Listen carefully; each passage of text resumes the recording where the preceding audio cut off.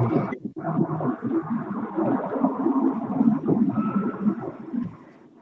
on my grind. I'm on my grind. I'm on my grind.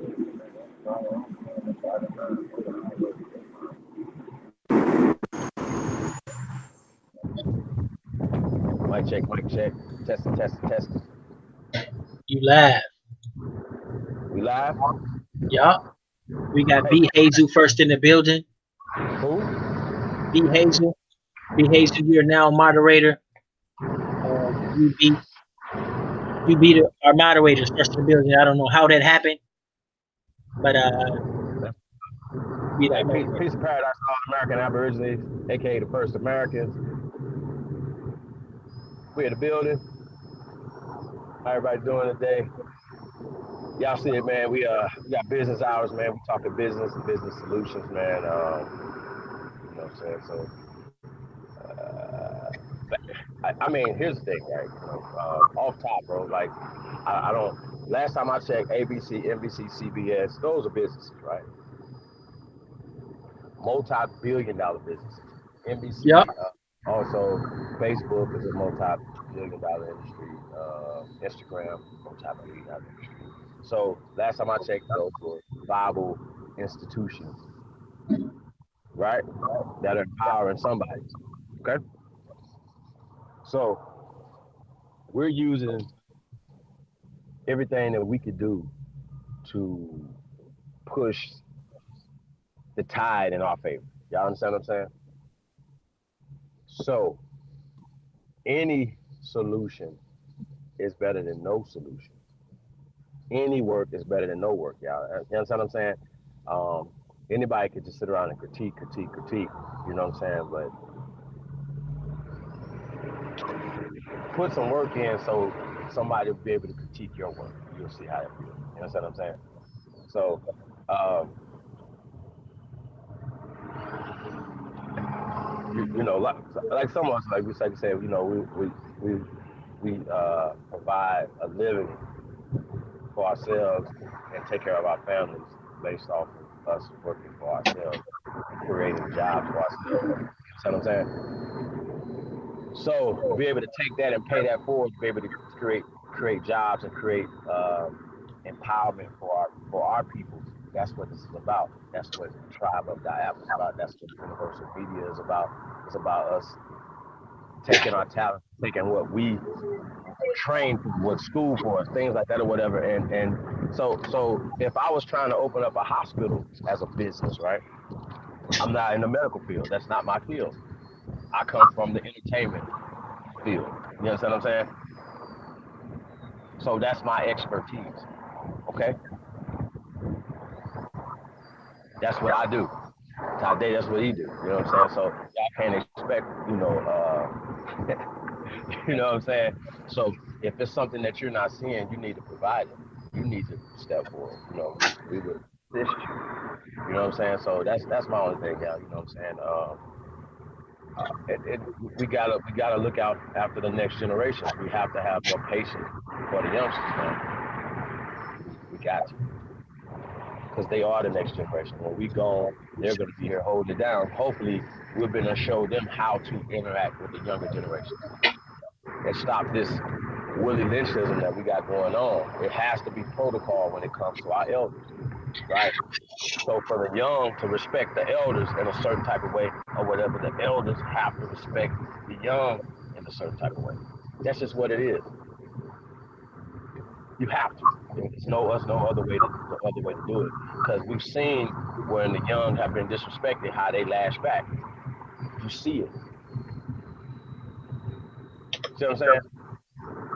So that would be my advice, both sides, man, to be patient, man, to if you really care about, you know,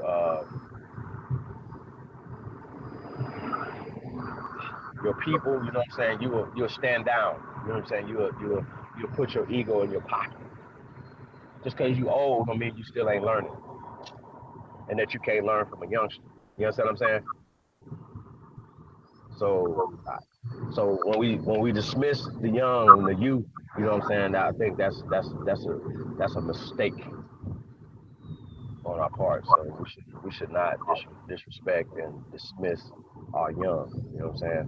Because there's a very talented, bright young men and women out there. You know what I'm saying? So that's how I'm standing on that, y'all. So just because you old don't mean shit.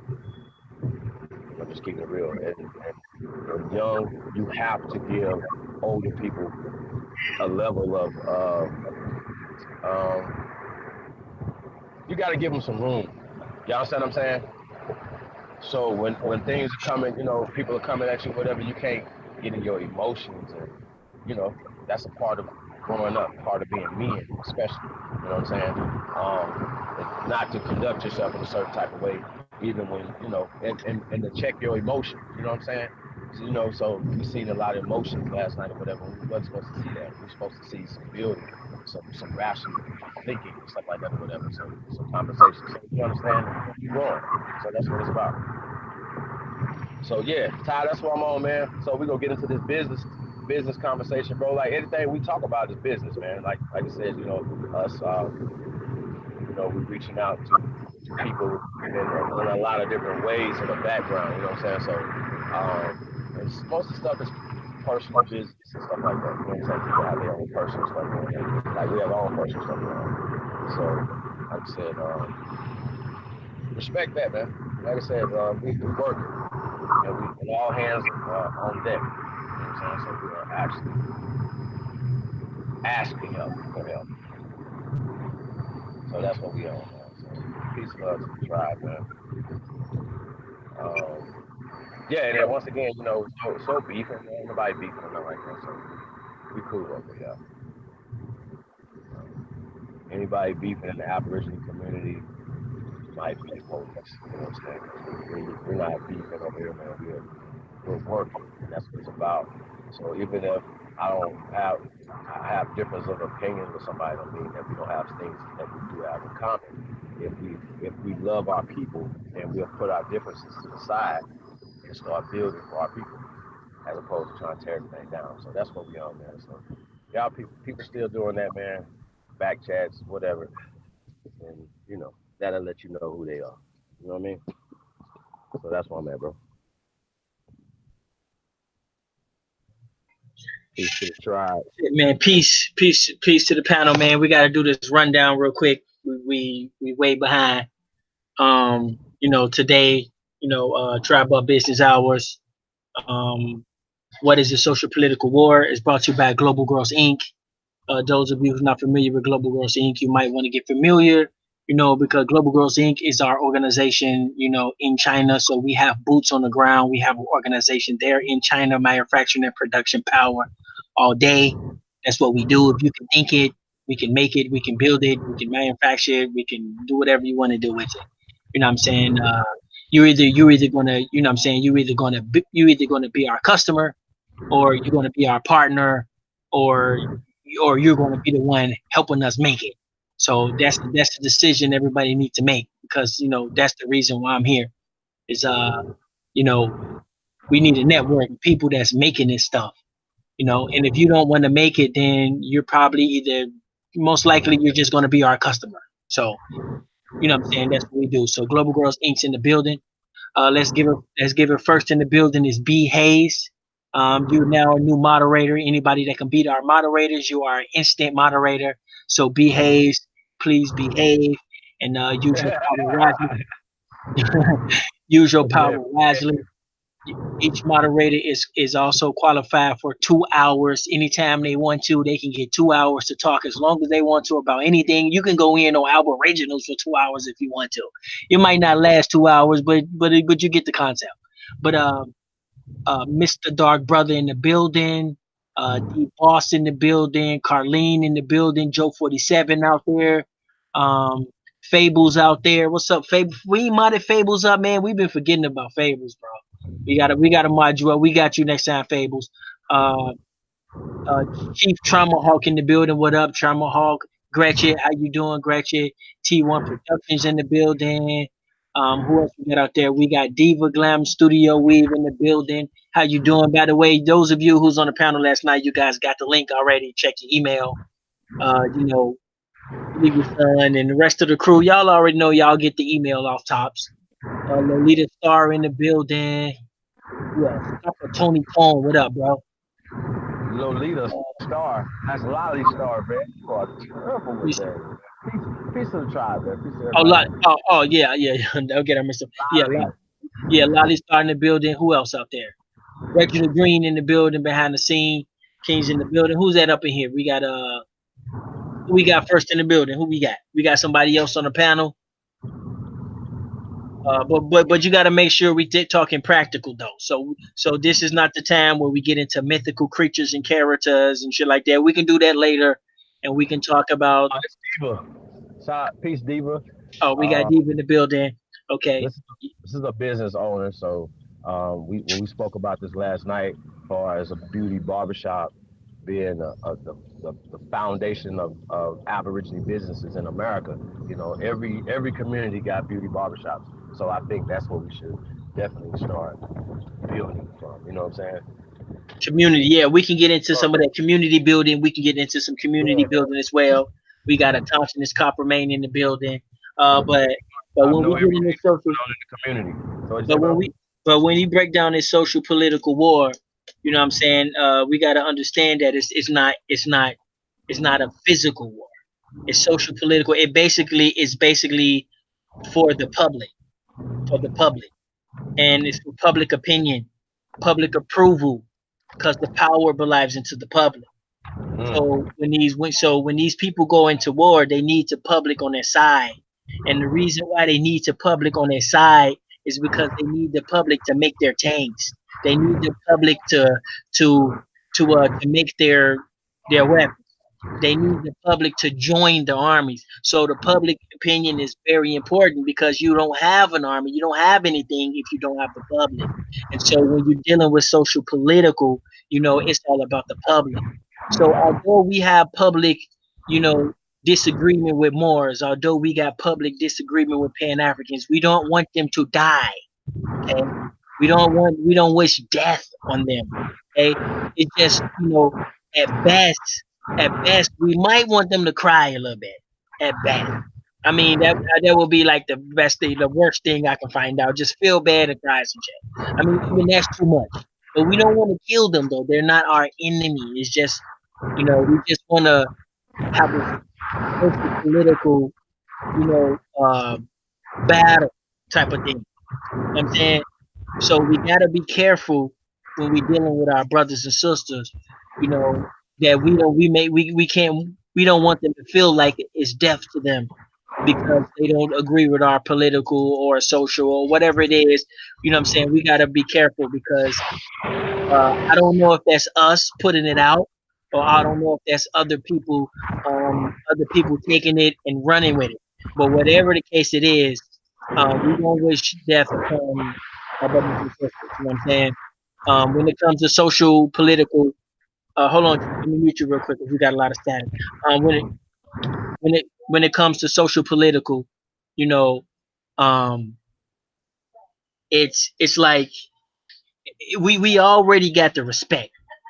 We already got the respect. And that's the first thing we needed was to get these people respect. Anytime somebody put our community next to the Moors or next to the Hebrews, that means they respect us. Because although the Aboriginal concept and the Aboriginal, some of the Aboriginal information been around for hundreds of years, the actual Aboriginal community and the Aboriginal lifestyle have not. So anytime you hear somebody say, "Oh, they just like the Moors, they just like the Hebrews, they just like this, they just like that," remember the Moors and the Hebrews. It took them 100 years to get that respect. It took them 100 years, so for people to get respect on their name, and we just did it in 10 less than 10 years, so we get that same respect. So even if they're hating on us and they're saying, "Man, you guys are just like Hebrews, you guys are just like that," when they put their respect on the Aboriginal name, is because of the social political war. They respect it, because if you don't respect it, you wouldn't pay no attention to it. You would think it's a joke. You know what I'm saying? Like, if say, for example, if you had like Floyd Mayweather, right? We say, "Okay, Floyd Mayweather, we want you to fight a 17-year-old high school kid."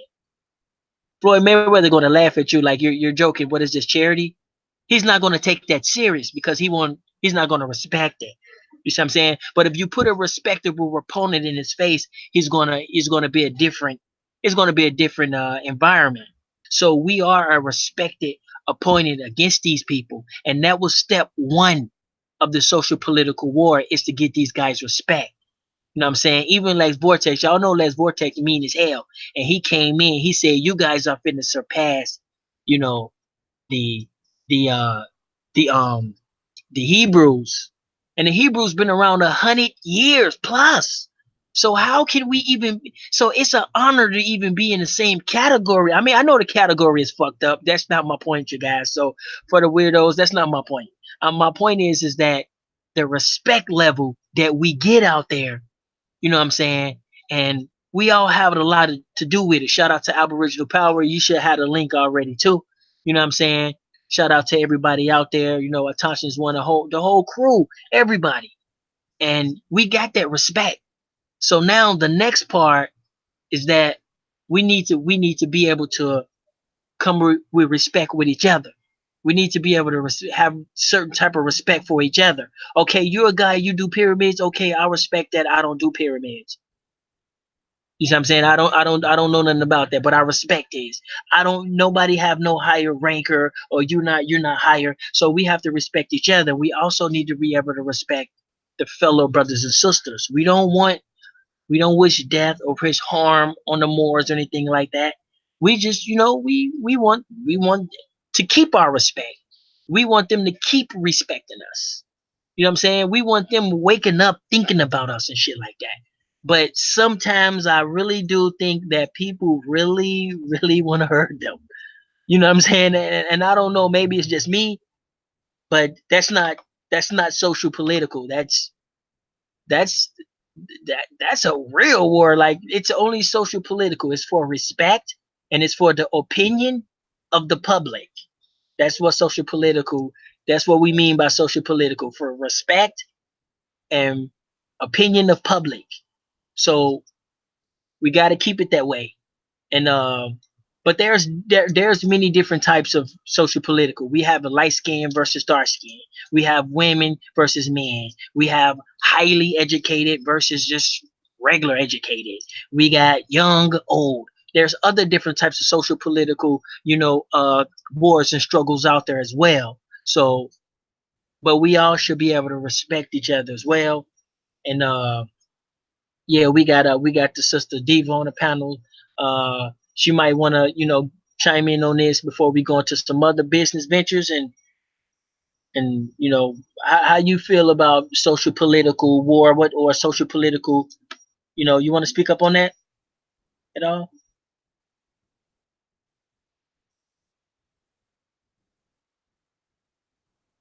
Okay.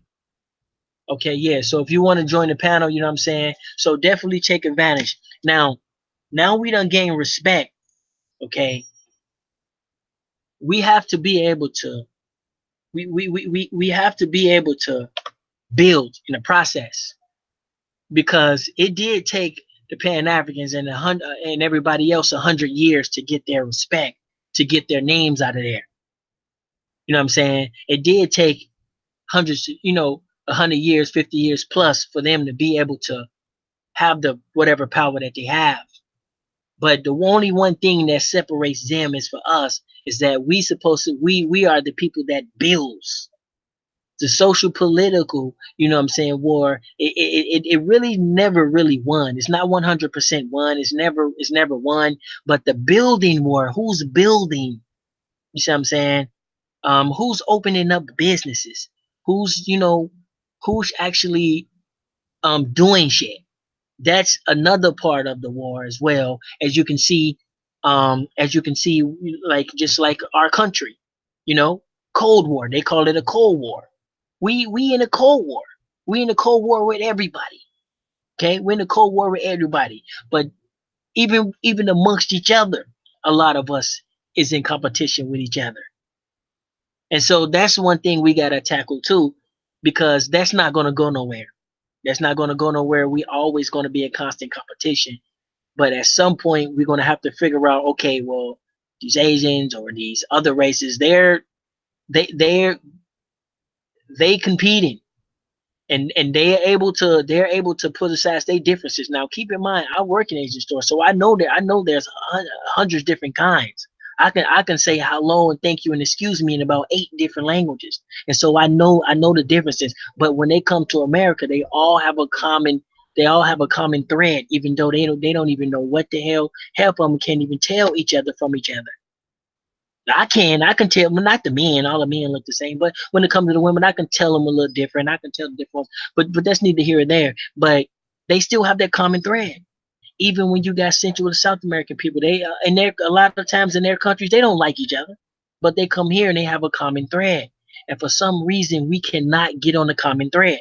We're not going to get on the common thread with some enemy shit. That shit don't work. The Pan Africans did that for hundreds of years. Oh yeah, we have a common enemy. Blah blah blah blah. It don't work. So whatever common thread we need to get on, we know that war shit ain't gonna work. So I'm gonna say you competing. Okay, we competing with each other. We have to compete with everybody else. That's the common thread I wanna throw out there is that if you're not competing, then you're in the way. You know what I'm saying? Or you're gonna, you know what I'm saying, you're in the way. And that's one of the things that we want to push out here is we at constant competition. You know what I'm saying? You can call it a war if you want to, but that's going to put you in a different mode. You're going to be in, oh man, I want to tear a head off mode. You know what I'm saying? I'll say competition. I want to outwork you. I want to be up 4, 5 in the morning writing lyrics if I got to. 3, 4 in the morning, exercising if I got to, or whatever the hell it is. I want to outwork you. So I like to say competition, and that's where that's what's it's different between us and the other people that's been around for 100 plus years is that we understand that we're competing, you know, um, we're competing on a global scale, not just hood to hood and face to face on a global scale, and that right there, you could take it or leave it. Everybody else have their own competition. Cause I battle with Metro PCS every day. I battle with Boost Mobile every day. You know what I'm saying? And the internet and eBay every day. Um, Amazon. You know what I'm saying? Who else? Uh, The you know, banks. yeah, that's not my field. That's not my field. But um, But I feel you. right. That's not yeah, right. But yeah, that's not my field, my personal field. You know what I'm saying? But on a community scale, we battling we battling with, what I'm saying, corporations. We battling with Walmart. We battling with Sony. We battling with YouTube. You know what I'm Facts. saying? YouTube, Tribeup.app. We battling with well actually we ain't even well, yeah, I guess we battling with Facebook, Twitter and all that. Twitter, So we Instagram. in a fight, whether we losing or not. We still in it, motherfuckers. Yeah, you feel me? Yeah. I mean, Right, we fight. right, We right, fight right. back, We still motherfucker. fight. That's what fight back look like. Being independent, going for yours, right? Putting out this independent Cowboys and Indian project, right? That's independent. That's us saying, you know what? We're gonna do this independent, man, straight to the people, man. And if the people support, guess what? Everybody to say, well, damn, we could do it that way right there. We don't have to sign with them. We don't have to do those type of deals, sign our lives away, 360 deals, and so on and so forth. You know what I'm saying? Or after you done with the deal, they still own your name. They own you. Remember the artist formerly known as Prince? Remember him? He didn't even own his name. Think about that, yo. I remember like 2011, right? I had signed a deal, right? And it was more just some distribution shit. You know what I'm saying? But so once you start getting into the paperwork, they'll start pulling out other little paperwork and stuff like in the fine prints. Like, oh well, you want your brand to be on out there in the stores and da da da and different places, right? They have to own it before they do that. They're not gonna put it out unless they own it, control it. You understand what I'm saying? So a lot of times you don't see people, you don't see stuff out there because they never gave up their rights to their shit. So that's a lot of times people sign their rights to their shit, sign their rights away. They talk about their publishing and so on and so forth. Oh, so yeah.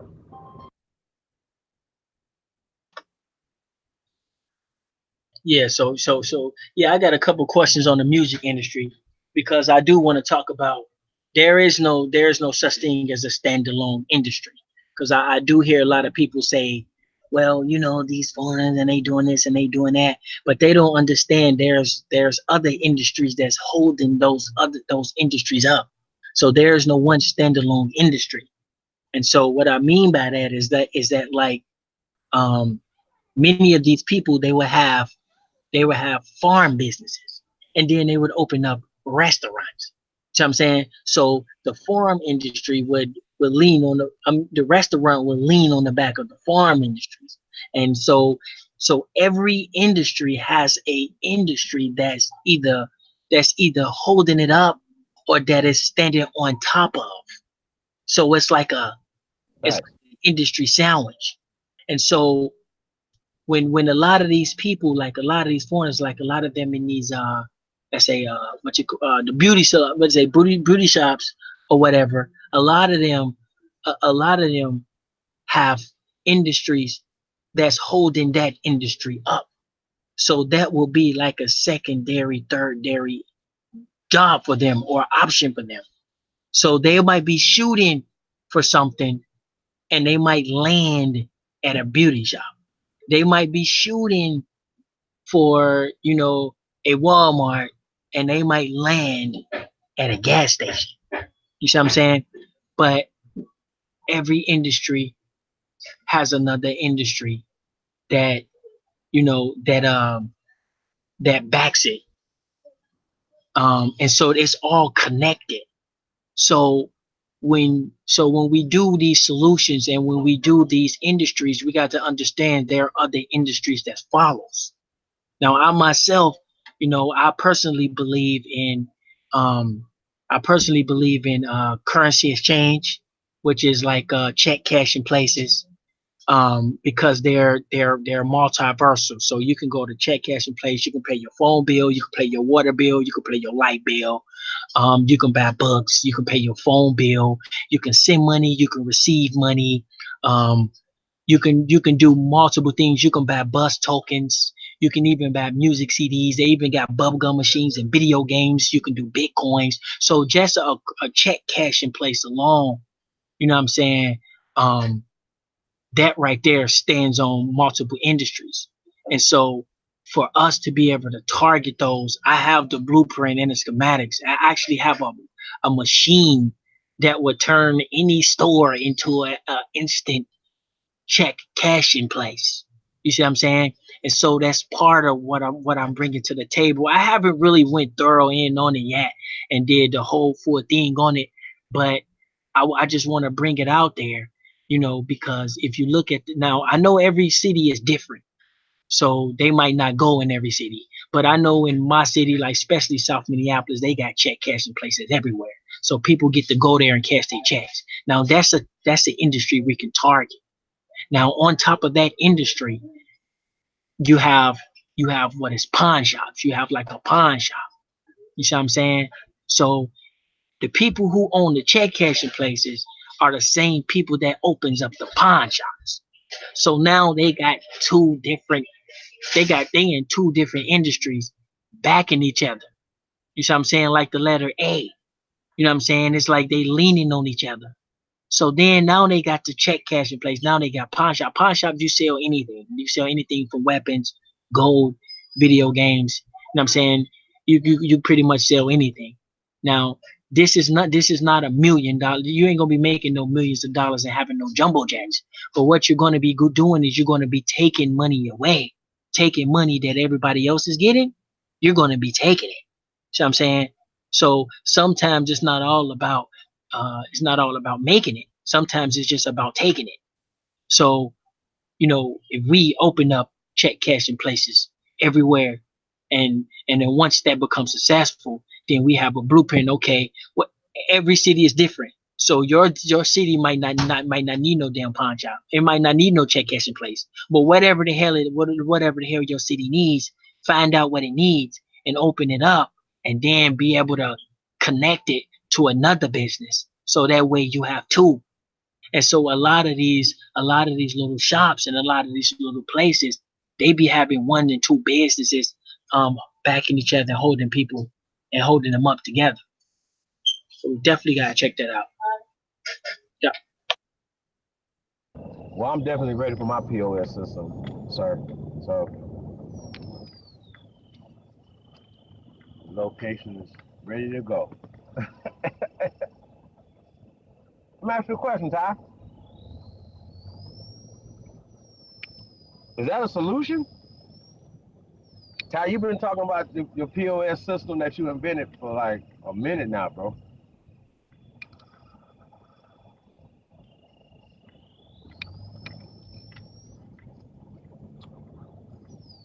Can you hear me? Mic check, mic check. Testing, testing, testing. Diva, you there? Yeah, I'm here. Okay. Ty must just cut out. So, um, you know, we're talking about a million business march. You know, creating a million businesses this year is something that we have to do. You understand what I'm saying? It's imperative from little corner stores. Look into buying those up. You know what I'm saying? Which 9 times out of 10, if you go in and ask them, will they sell those stores to you? They're not. They're gonna be in your community, right? In a ran down store, extracting all the wealth from your people or the rest of it, the beer money, the Well, ticket, well, they're things like competing. You know what I'm saying? They're competing. I wouldn't. You know, they're not competing. We're not competing. we're There's not no right. They're in there and they're competing. You know what I'm saying? I mean, right we next can door. right. We can look at them like, okay, you guys are here to kill us off and all that other shit. That shit don't work. They're competing with us, and we're not competing. We're walking around happy as hell, you know, with our little hood money and our little hood chicks, and we cool with it. You know what I'm saying? Now that's individual. That's individual stuff, but you know, for us being a community, we should be able to be able to bypass those stores and be like, fuck it, let's open up a whole Walmart. You know what I'm saying? That's how I feel. We should be able to collabo, but that might be a little too extreme to actually get your family together and open up a Walmart or open up a Target or a movie theater or something bigger.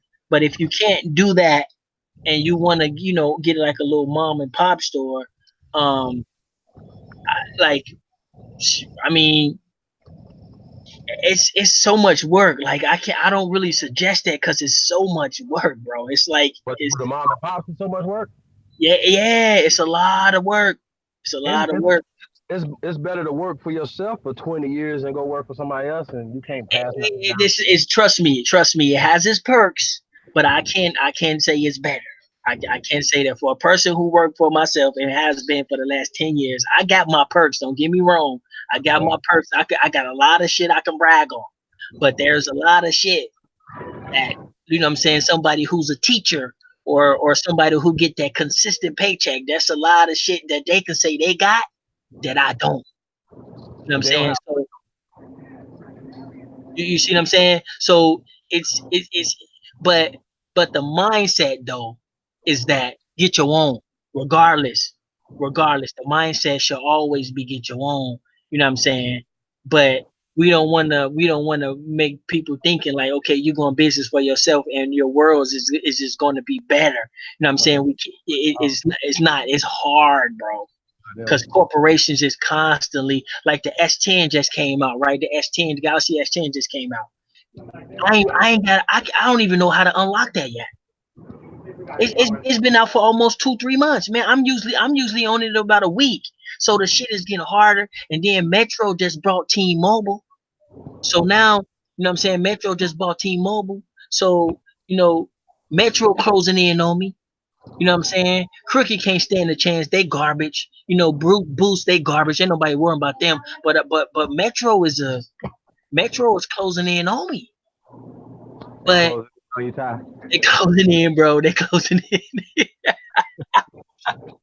And so that's what I'm saying. It's hard when you have a small business, because when you have a small successful business, the corporations get in on that data, and they'll move right next door. Next thing you know, they got way better, cheaper, and giving out free shit, all type of shit. You know what I'm saying? But that's why I'm suggesting go for the gusto with your people. Get your families, get your cousins together and say, hey y'all, let's open up this Walgreens. Let's open up this McDonald's. Let's open up this Target. You see what I'm saying? That's just my suggestion, and I know that's a little far fetched, because family ain't like ain't family could that should be the you better off getting some people you got off Craigslist sometimes than your family, bro. You know, you know what I'm saying? But if you do have a small business, it's best to have a network of small business owners, and that's where 5,000 Lee coming in, because when we have a network of small business owners, we are a gigantic business now. You see what I'm saying? Even your little shop you start in the garage and you make bikes and shit. You know what I'm saying? But we'll be able to get you your parts and get you your shit and help you do your shit. So you got a corporation to get you. So if you do got a small business, definitely hook up with small businesses. You know what I'm saying? So you won't be out there alone. Now I work with other businesses in my town. So I have that's why I work, so some of the business I own by myself, some of them I own with some people, and some of them I'm just the tech guy there.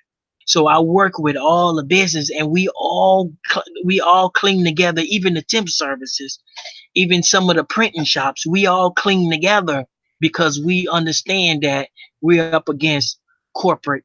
We have a corporate competitive. You see what I'm saying? So we all stick together on prices. When it costs, like for example, to unlock an iPhone right now, you know what I'm saying? Um, the average price would be about $50. You know, but the Arabs always they prices always gonna be huge as fuck. Arabs charging 150, bro. These motherfuckers charging 150. Okay, you go into the Mexican communities, they charging 50, and me, I'm charging 40. So you always get this disconnect.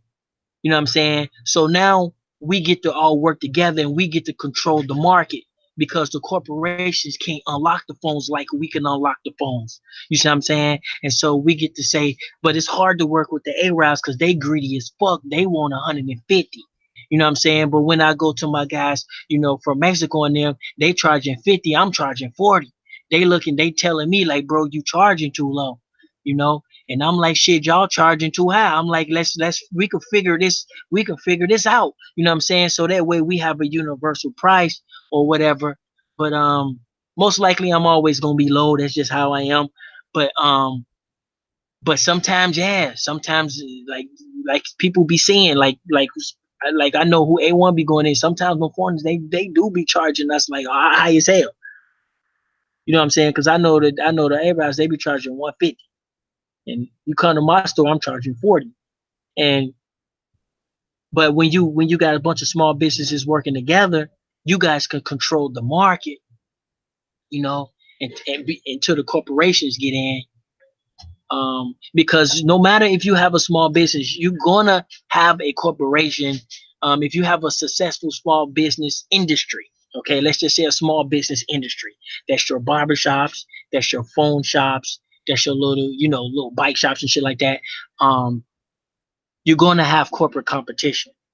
And so if you don't band together and start working together and create a corporation of your own, you know what I'm saying? And this is what I've been trying to do. But maybe I just didn't explain it right, or maybe people not hearing it right, or maybe people just I don't know what it is. But a network of small businesses is a giant corporation. You understand what I'm saying? A network of small businesses is a giant corporation. And this is the backbone of what we stand on. I can't explain it more, but I can't explain it more better than that. Like it's not going to get any better than that. You know what I'm saying? A network of small businesses is a giant corporation. That's I don't think I can top that. Mm. That's T-Mobile right there. Look at that. But that's Chief Holiday. He on my shit though.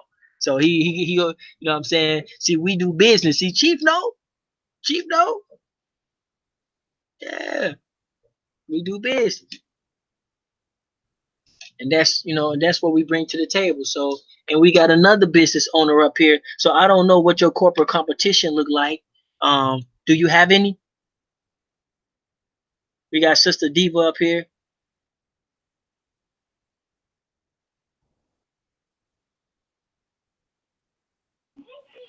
I think the biggest competition in the beauty industry is the price jacking. So you ain't got no corporates, right? No corporations out there. You just Mm-mm. just other salons or other communities. I would say other salons. I think what it is that we have not been together as a beauty industry in the black community to be strong enough to even compete on the corporate level. I think they don't. I think we don't understand the money, the real money that's involved in the beauty industry alone. You know, you can get a $300 weave or $180 sew-in, but if you understood how the back end really works, I do. the money is really in the hair and the products. That's where the money's at. Right, and that's where I come in at. I understand the back end of that. Okay.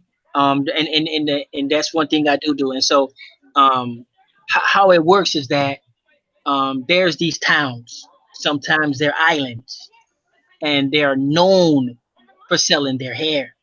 Sort of like Vegas is known for gambling. Right. Sort of like certain parts of the hood is known for certain things. Okay, that's that you're gonna get shot over there. That they like there, that's what they do over there. You know what I'm saying? And there's these towns, these villages, they're known for selling their hair. Nobody really talks about them. And so if you go there and you just set up shop there, people will just sell you their hair because that's a income of their town. You understand? Some town have tourist attractions. Some towns good for fishing. Some towns like we have, I think Silicon Valley, they known for like data and shit. They have these towns and cities, and so the goal is to go to the town and cities, okay, and set up shop, and then you'll be able to collect the hair at a cheaper price. They be getting the hair for like a whole head of hair for like $1. People shave their well I can't say $1 in exact. I'm emphasizing that it's cheap as hell. I don't Right. mean, Right. you know what I'm saying? I don't really mean $1, but they can get a whole head of hair cheap as hell because the people don't have an outside connection. They don't know. They don't even know what they doing. Well, I'm pretty sure they have an idea, but they don't have an outside connection. So giving you a couple of dollars for a head of hair, you just make my day. Because it's gonna grow back, and so that's where it starts at. It starts from that. Now, So once you got that, you know what I'm saying, they call it bulk because you can just buy regular hair in bulk. You know what I'm saying, just regular human hair in bulk. So they buy it in bulk, and then they take it, and it's different processes. Each company have a different way of processing it. That's the key because right. Right. it's the processing. I know exactly what you're talking about. Right, right. And so the secret is the processes. Now they don't let you know they process it. Now, see, you know what I'm saying? I don't know the processing part, but there's multiple, I think there's like multiple different ways of processing it. And each process is going to give you a different quality. And so quality is what you want. So you have to figure out a quality processing route. You see what I'm saying? So if I Right. get you just a bunch of air and shit and you don't know what to do with it, so you got to figure that out. That's the key. Now, that's easy to figure out. You know what I'm saying? It might take some traveling, or it might take a little more money, but you're going to have to literally figure out which process gets the best quality. Right. And technology, the But technology changed. So just because I taught you this process today, a week from now, that process is going to be outdated, and we're going to have something better. So it's a ongoing thing, month to month to month. So you know what I'm saying, no process can probably stand the width of time, because it's new machines coming out, and it's going to get easier. So like, we can have that on lock in no time. It just takes some international business, um, and of course some funds and some people who's willing to actually put the work in. But if you guys got together, like if you beauty shops got together and said, "Fuck this." Okay, we're gonna create a corporation of all these small businesses. You guys can have that shit no problem. You know what I'm saying? Just to find the towns, just little towns in India, little towns in South America and Asia. They're just little towns. And see, and the Koreans, they're not even part of it. See what I'm saying? They're not even right. part of it. That's a, yeah, they're not even part of the process. That's not even something they want to do. Like they don't like want a beauty salon. Because they failed at what they was trying to do. So then they open up one. So that's like they playing B and like they playing C. You see what I'm Right. saying? Right. But Right. but when you grow up in the family who has one, if you don't go off in college, then okay, well then you're gonna be working in this hair salon then. Right. You see what I'm saying? So they ain't really that much competition either, because they don't even make the shit. They buying the shit too. You know what I'm saying? and Right. and, and processing it. Um, like like everybody else, they're middlemen. Them Koreans, they're middlemen. And so that's as far as I know, because I actually done it. I actually, matter of fact, I think I got some. I think I got some. I think I got some. It might be in my car. I still might have some. I may have some here, because I had a couple people contact me on that stuff, and I got some for them. And they was saying, "Oh, we wanted this size and we wanted that size." I'm like, "Look, bro, I'm a computer guy. If you said me you gonna get some hair, I'm gonna get some hair. You should have told me the sizes and all that width and all that shit beforehand." You know. Right. Right. But Right. it was all good though. But if I'm a you right. guys clicked up, if you beauty shops clicked up, that's one big ass corporation. You agree with that? Yeah, I believe I'm writing this down because that's the project I'm gonna have to work on That- because I That's know. that's how that's the only way we can actually fight, that I see. Other than that, it's gonna be some random people get knocked off by corporations.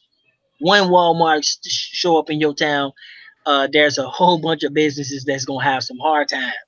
You know what I'm saying? One Metro PCS move in, there's a couple businesses that's gonna have a couple hard times. But if y'all band together, see, we do band together against Metro, man. That's one thing I'd say. But for some reason, we can't. The Arabs don't want to. They don't want to play ball. You know what I'm saying? They want $150 because they know them people in the hood. They know they don't travel too far. Most people don't travel too far outside the hood. A lot of people don't got no cars. They right there by the bus stop and shit. $150. Ain't nobody going no eBay doing no research or no shit like that. You know what I'm saying? And so they do be charging motherfuckers. And and and yeah. But everybody else, we play ball. You know what I'm saying? When I just left one of my Mexican little restaurant, little shops, and they was we was talking about prices, and they charged $10 more than me. And I'm like, that's cool. You know what I'm saying? Like, that's cool, but don't be charging no $80. I be telling them, I'm like, don't be charging $80, bro, because you tapping in the market. So we do work together. And then when the Africans come, the Africans, they don't even deal with that shit. The Africans don't even deal with that shit. They just let me deal with it. They just be like, they just send people to me, or they call me over there. They don't deal with that unlocking, flashing, IMEI cleaning. They don't deal with all that. But when it comes to that beauty industry, I know you guys got a corporation. You guys got a big ass corporation on your hands. But somebody needs to locate some of those towns, and I could probably get a few, but it ain't gonna be enough.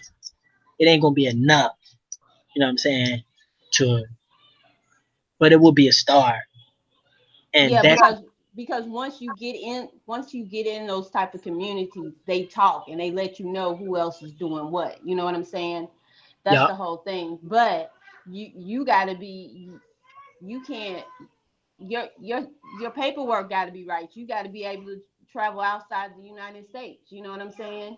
You got to be able to sit for a minute because they build off of family connections. You know, Who? um, other communities Oh, oh, okay. outside United States. Oh, yeah, yeah, definitely, definitely, yeah, definitely. But see, they work together. Some of them work together too, though. Right, You know what I'm saying? Like like if I got one on that town, I'll be like, okay, well, I won't open mine up over there. I'm gonna open mine on this side. right, So they right. work together. But you gotta understand, some of them do have free labor though too. You gotta keep that in factor. Some of them bring their little nephews and nieces over here to work for free. So that ain't so. So you gotta keep that too. So a lot of people don't know that. They a lot of these foreigners, especially these restaurants, be having free labor. It's not 100% free because they gotta take care of them and shit. But they ain't writing them no check or nothing. No, they all staying in the same house. Right, right, right. Yup, yup, yup, yup. They definitely got that. So And see, if we um, if we could do that, we could have some stuff too. they have some free people who come with. Right, We could do that, I, man. right. Be like, look, you ain't gotta pay rent. I'll feed you. You learning a skill, yo. anybody out there? Anybody out there will go work for free? You know what I'm saying? Yeah. So they do that. But but that um, But see, our ideal of free is different than their ideal of free because once they transition on, they ban and put all their money together for that particular family, and then that family does the same thing that the other family was doing. You see what I'm saying? So right. if if we want to purchase a house, we purchase a house for the family, but we put everybody puts their money in together and buy the house straight out. And then the next person, they have so many rooms in the house, they bring so many people, and then that's how they build. So everybody's making money, but it's all going in the same pot. But Yeah. everybody's eating. Group economics. Group And we have economics. to But now we gotta have business economics. So small Yeah. businesses is a giant corporation. Yeah, I'm gonna put that together. I can put that little project together. I know plenty of people here in Indy, especially beauty shops, and I know a brother that owns a couple of barbershop schools here too. I know he would be interested in that. Oh yeah, yeah. If y'all can start with one, you know, if y'all can just start with one type of, social media type of thing, where all you guys, post up, all you guys post your things, all you guys chat, share remedies, stories, whatever, and then you guys can, because you're gonna have to get to know these people. You know what I'm Right, saying? Eventually, you're gonna have to get to know them. So I suggest, start say, okay, well, I'll make a social media platform. You guys can start posting. I give you guys the password. Everybody just post stuff. And then we just kind of, you get to know these people by what they post in. And then you get to call them and know them. And then you get to be like, okay, hey, you guys, why don't we just, buy that building over there? And you can have this section, I can have that section. I pay this much rent, you pay that much rent. We got this shot insurance, blah blah blah blah blah. Now their customers are some of your customers are some of their customers. You know, um, I mean, and that's just in one town. But the thing is that you're gonna have to check on that supply chain though. It's gonna be very important, that mhm, supply chain, and that's where brothers like me come in, because when you're dealing with your supply chain, we make sure we can get your costs down as lower, or we can help you to make it and manufacture it in your house, or your garage or whatever. So you definitely want to have that factor too. right, right, you know right. but when it comes to chemicals, like I say, I don't know nothing about chemicals, but I'm pretty sure if I dug deep up in it, I can I can find out something. Well, So I think well because mostly what I deal with right now, especially is the natural hair care now. I don't do too many relaxers or anything like that. I might do some colors, but so so you I mean self supply? yeah. Oh, okay. Well, yeah, yep, yep. So yeah, so then you good then. Yeah. So then you good. You Yeah, know. because I had to do the research on all the oils, the organic oils, and different containers and stuff like that. How to store the stuff and everything like that. It's You just ever? when you're one person, it's kind of hard trying to Yeah. keep up with all that. And yeah, Yeah. so Is your industry always evolving, or do it stay the same for a long time? no, it's always evolving. The hair Okay. industry, beauty, it's always evolving. Facts. Oh, okay. Have you ever heard of the knot genie? No. Okay. Yes. It's kind of ironic. How about you, Chief? I've actually heard of it, but that's some white people shit, bro. Well, yeah, yeah, yeah. But see, the thing is that it makes money, so it don't matter whose it is. If they're gonna buy it, then that's cool. But I actually know some sisters that actually been using it. It's actually old, and the owner actually lived in Vegas. It's a, you know what I'm saying, and it could work on our hair too. But the thing What? about it is that they shit got knocked off. So that's why you ain't heard about it. It didn't make it because they got knocked off. The Chinese knocked it off. I'm gonna bring it up and I'm gonna show people what I'm talking about because this is some stuff. That's a fact. Hey, and why you pulling that up too? Just to speak on what you're talking about, right? The curling irons and things of that nature. They knocked all of that stuff off, Right. and now But see, they're the ones selling the curling irons and stuff and things that our stylists use to us. So not only the supplies, but also the tools and things that we're using. So we got to take that industry back. You're absolutely right. Go ahead, brother. right. So people definitely have to. So when people come out with their inventions and when they come out with their ideas, you got to understand your inventions and ideas can get knocked the fuck off. You know what I'm saying? And so that's why we come in at again because we make sure that your shit. You know what I'm saying? We make sure that your shit get implemented through all countries. You see Right, what I'm but see saying? what I think we fail to realize is that a lot of that has to do with private labeling. Huh? We have to learn how to private label our stuff. Now that ain't got nothing to do with it. They ain't got nothing to do with it. If they said it makes money, because these things right here, these not genies was hot in Korea. Okay, Uh, they was dope. They was hot in Korea, but the owner, I think the one man who invented it is in Las Vegas. But he never knew they was hot in Korea because he's not international. He was just so worried about these domestic sales here that he forgot about the rest of the world. And so oh, and so what the Chinese did is the Chinese knocked them off and they were selling them to the Koreans. So I'm mm, saying, and sometimes the Koreans will buy them and they will sell them to the Cambodians. You see what I'm saying? So right. so they was over there knocking them off and they was all around the world and the guy in Vegas never even knew it. He don't Wow. even know it. You see what I'm saying? And so because I had orders of these, people ordered these for me and stuff like that a long time ago. It's old now. But the thing about it is that it works on us too. We found that out. I found that out a couple of days ago. There was some sisters on here uh, who got a video, and she was using it for her daughter hair. So this might be something, you know, that you can check out just to have something new for your little arsenal when you're doing your hair. Just have some of these on display and say, yeah, these are not genies. Now here goes a sister right here. She actually was making YouTube videos, even though it was back in 2014. This shit is old, you guys. This is nothing new here. This shit is old, but it was a dope ass product.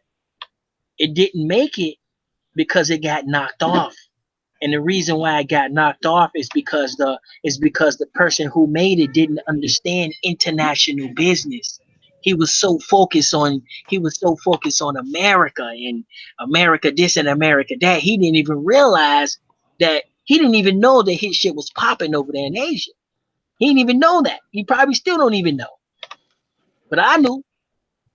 And so this this a mother and daughter right here. This a sister right here who actually hold on, who actually made videos and actually used that. She had a YouTube page called Brown Girl's Hair, and she was using the knot genie. And then this is old. This is 2014. This is old. So for people who who do hair and stuff like that, um, check that out. Or you can come up with different brands or different things like that um, for our hair and specifically for our hair. But like Chief said, that's for white people. He said that's for white people, and that's a plus because even if we don't use it, that don't mean we can't sell it. You know what I'm Right. saying? And right. Right. You know what I'm saying? That's we definitely want to. You know what I'm saying? We definitely want to check that out. But me too. I thought it was for white people too until I seen this video. I'm like, hold up, we can't use that.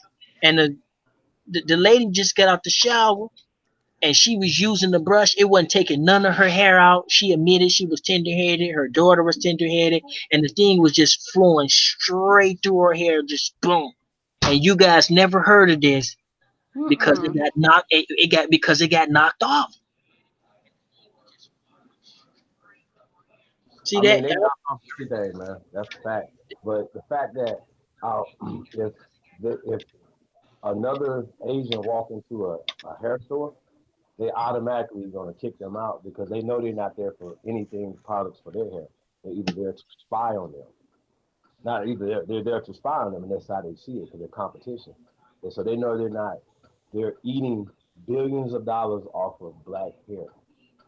Yup. Period. Billions. Living up on the hills. Billions off us.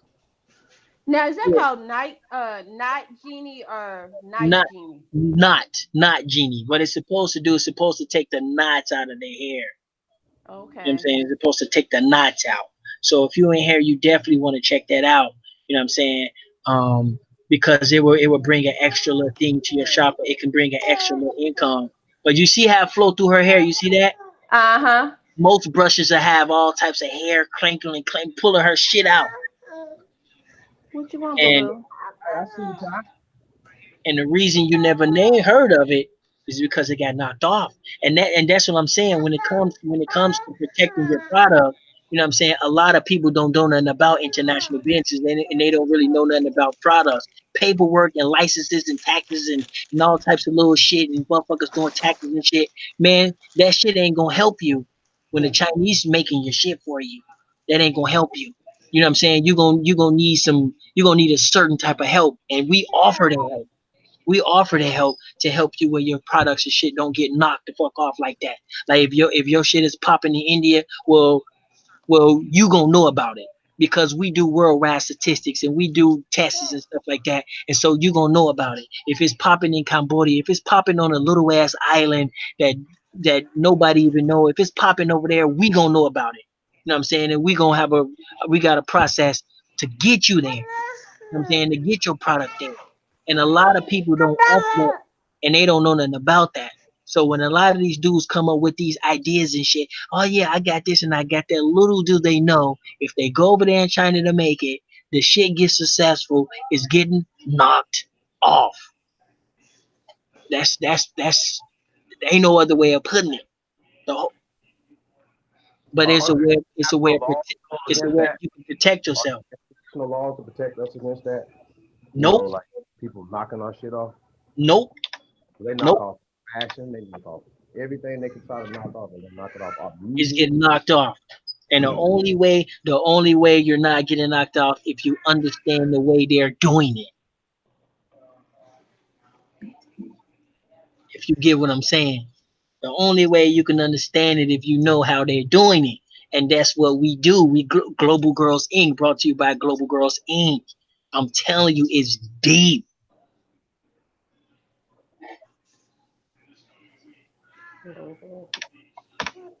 Global So, Girls Inc. Yeah, that Global Girls Inc. That's one of the 5,000 elites. That's one of our organizations in China. That's based in China. Okay, let me hold on, boo boo. Global. Yeah, 5,000. Yeah, that's one of our organizations. Under the 5,000 elite, that's one of our organizations, and so we offer that. And you know, people still not getting it, but it's okay. You know, like I say, you either gonna be making it or you're gonna be buying it from us. So they can make their choice. Somebody said they knock off our military missiles. Yeah, they knock off everything. They knock off everything. And one of the ways they do it is that they have their own market. It's like this. It's like a certain customer basis. Now there is if now one thing that do protects us being here in America is because America we everywhere and our laws ring everywhere. So ain't nobody gonna be knocking off no containers, and ain't nobody gonna be knocking off no big shipments because many of these countries you need an authenticity form in order to get it through the ports. So they don't knock them off in big shipments. You see what I'm saying? So when Mhm. they knock them off in little boxes. You know what I'm saying? In little boxes, they ship in little boxes because they can't ship containers. So that's pretty much all the patents do for you. That just makes it so can't nobody do a mass shipment through the port. You know what I'm saying? Through the port with your product. If you're not using that port, uh, we can. You know what I'm saying? The airport, um, and the what they call it, the airport and the um what they call it when they check your stuff at the post office when they have the dog sniffing and shit. What's that called? Customs. Yeah, customs. Right. Customs. They ain't no Rico Beagle hardcore protection, but they do catch. You know what I'm saying? They catch some stuff here and there, but you can't rely on that. You know what I'm saying? You can't rely on that. Yeah. So yeah, custom. Yeah, custom. Yeah, customs. They protect you somewhat, and They'll they catch. They'll catch that mango though. huh? I said customers will catch that mango. Go through there and try to bring a mango, A mango. a fruit. You can't bring fruit? Not from another country. You can't. Damn, I didn't even know that. I remember I got caught with some little bracelets and shit. Somebody made a couple bracelets for me to get to the family, and I had about 30 of them in the bag. They pulled them out and shit like, "What's these? You selling these?" I'm like, "Man, these gifts, bro. They just little bead bracelets, you know." Like these motherfuckers be like, yeah. So other than that, you know what I'm saying? Them patents ain't gonna protect you unless somebody trying to do some containers, Mm. but that authenticity though will give you the authority to ship to ship in massive amounts. Without it, you know what I'm saying? Without it, all you doing is UPS, uh, USPS. That's all you doing. But if you really want to do some massive shipping, you need that authenticity certificate to get to those different ports in those other countries because those other countries, you know that's what they need to allow things in, and that's what protects Disney. That's why Disney and them put them type of laws in these little countries and shit. That's why I'm telling y'all Disney is a cold motherfucker, because Disney be making laws in these little countries like, you guys can't ship our products, you know so they can't make clothes with Mickey Mouse on them and little shit like that and sell them in bulk. But they can put them on a train and a plane though.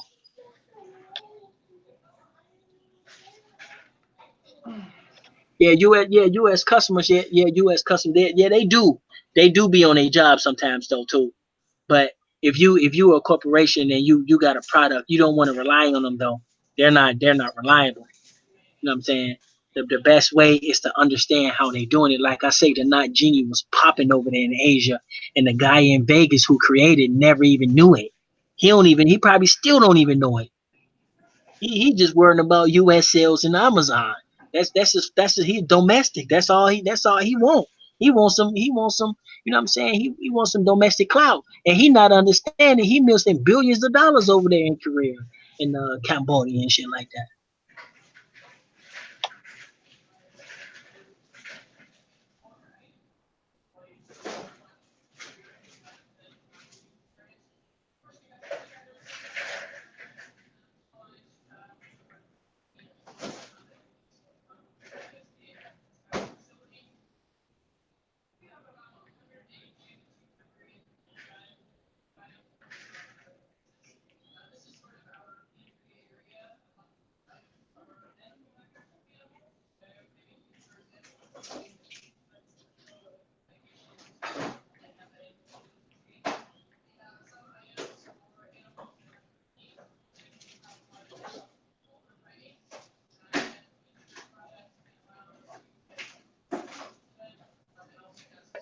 Yeah, yeah. Sorry about that. Sorry about that.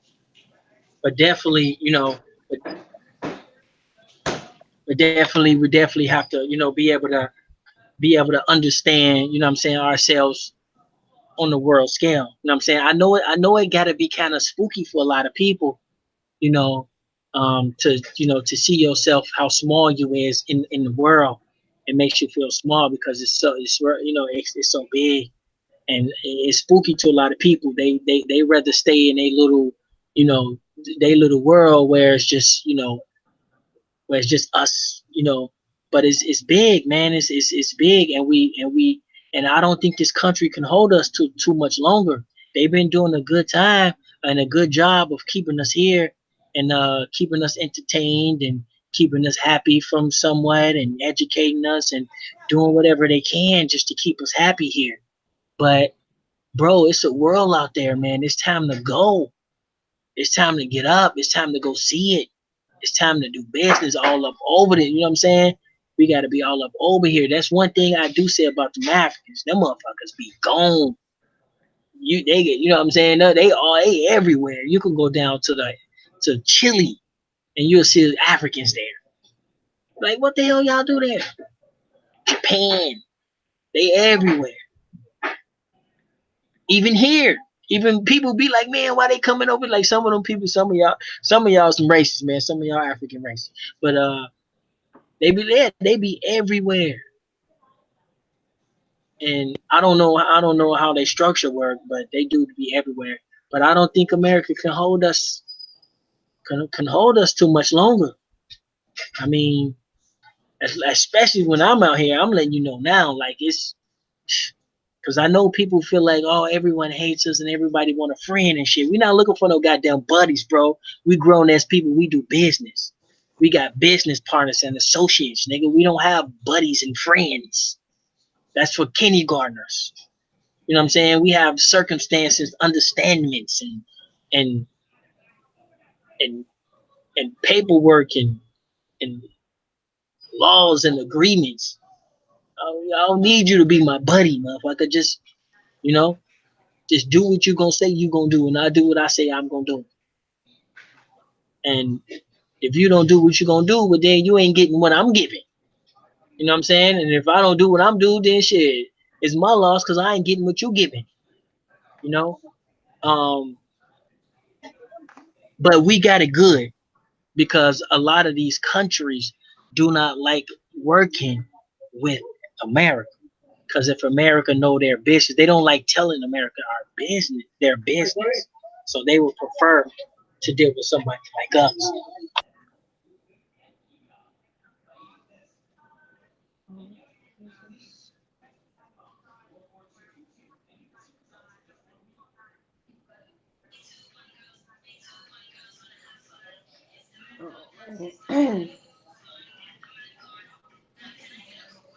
Yo, yo, yo. Peace to the tribe. Yeah, man. It's great information. Ty, you putting forth, man. Um, Once again, though, when we're talking about the beauty industry, hair care industry, man, it's got many billions of dollars is in it. So this is not child's play. And we talked about Madam C.J. Walker,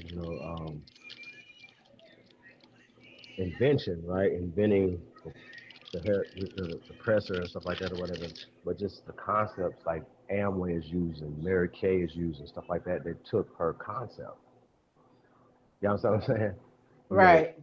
to so when you see these multi-billion-dollar companies and they're still thriving today, you know, um, they did they wasn't doing it in the UK. They they they came here and found Aborigines doing these things, like Madam C.J. Walker. That's Paradise Huh? So yeah, we got to get back to that mindset of creating our own. And when we see our own, it's more valuable, right? It's more valuable than Gucci.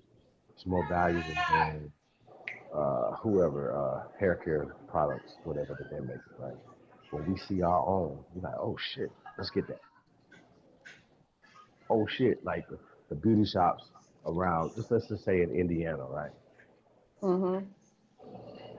All got together and said, okay, we're gonna band together and buy our hair that you're using, synthetic as well as human hair, in bulk through this network. Now, the safe answer that network starts out getting it from Asia, right? But we've cut out a middleman, right? And eventually we say, okay, well, we're not getting that hair from there anymore. We found a whole country in Costa Rica. I mean, in South America, Central America, somewhere. You know what I'm saying? That can give us all the hair we need, and we can manufacture the synthetic stuff ourselves. And that's another thing. They are manufacturing in America, so they don't have to always get it shipped over here. They're manufacturing here in America because basically they were shipping a lot of the cotton, different things to China, where they don't have to do that. They can just ship it here or get it here in America, get the resources here in America, and make it here in America and sell it to you right here in America. So yes, made by Aborigines need to be a thing that's that's in vogue. You know what I'm saying? That's the thing to do. This is the wave right here to get this from these people. You know what I'm saying? Shop at Aboriginal stores, things of that nature. So yeah, um, yeah, I think that should be a conversation. You know what I'm saying? So when we talk about the Bonner brothers, for instance, you know what I'm saying? And the hair shows and stuff, these are some of the conversations that need to happen at the hair show. You know what I'm saying? Because you did have Aboriginal um, providers. I can't think of the company. It's a black company. Um, they're trying to put them out of business, and they provide um, products. You might know what I'm talking about, sis.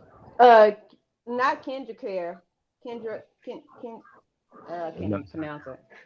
Not him. I know it's not him. yeah, I can't think of them right now, y'all. It's been a minute for me, but yeah, they would definitely come by, you know, and we would buy from them, you know. So, yeah, even if it's more expensive, the Asians will only shop and spend with each other. That's what they told me. They're like, oh, we don't care if you got a better price. You know, we keep our money circulating within our own people.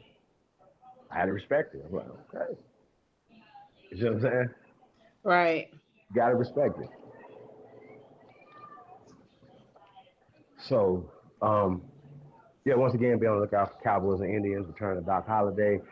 Um, anybody, uh, musician or artist, you got a talent, you're a content provider, holler at us, datadogs33 at gmail.com, as well as cheapholiday at gmail.com. Like I said, we're not, we're we need each other to help build. You know what I'm saying? So come in on the ground floor, man. Like I said, it's the year of the real. Support the real, man. Get rid of the fake. And yeah, man, like I said, we got some great things coming, man. Can't wait. I'm super excited, y'all. Um, don't change the game. Yeah, man.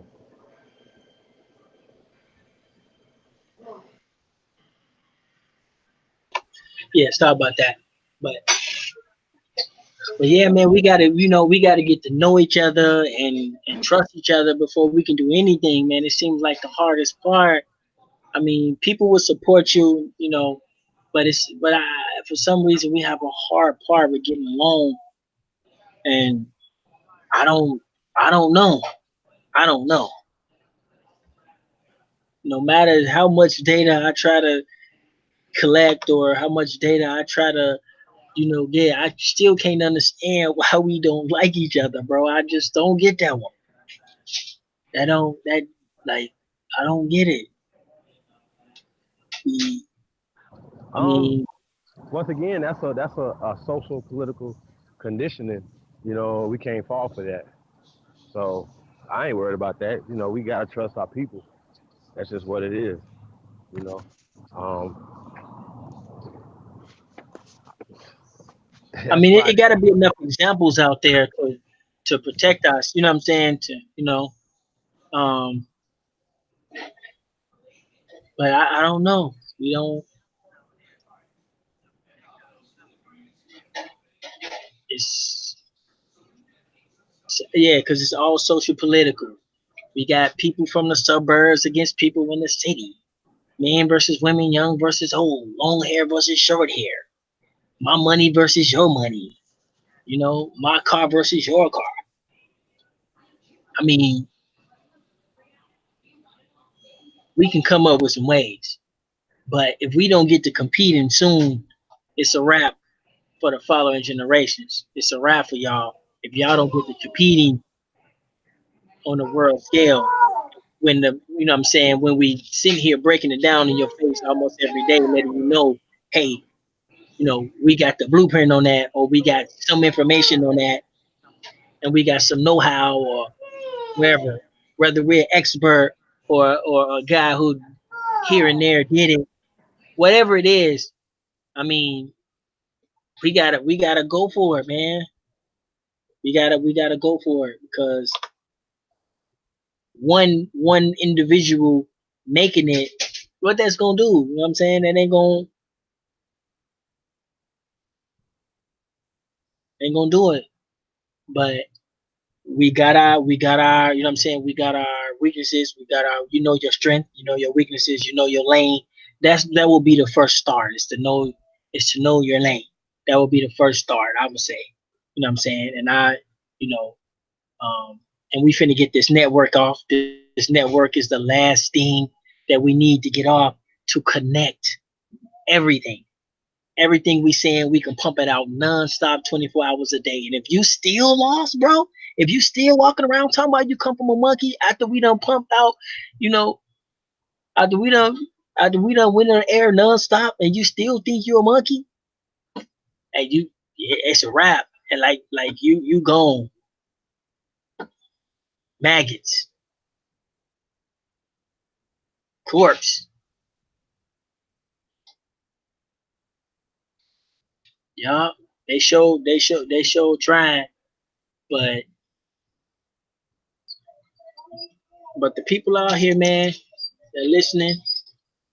They're gathering. You already got your people that's gathering, but a lot of people, it's like, I don't know. It's like we're still in listening mode. It's like we're still in listening mode. Some people are in go mode, but it seems like the go mode people only want to come around in the barbershop. They only want to come around when we just kicking it against each other. Somebody said learn behavior.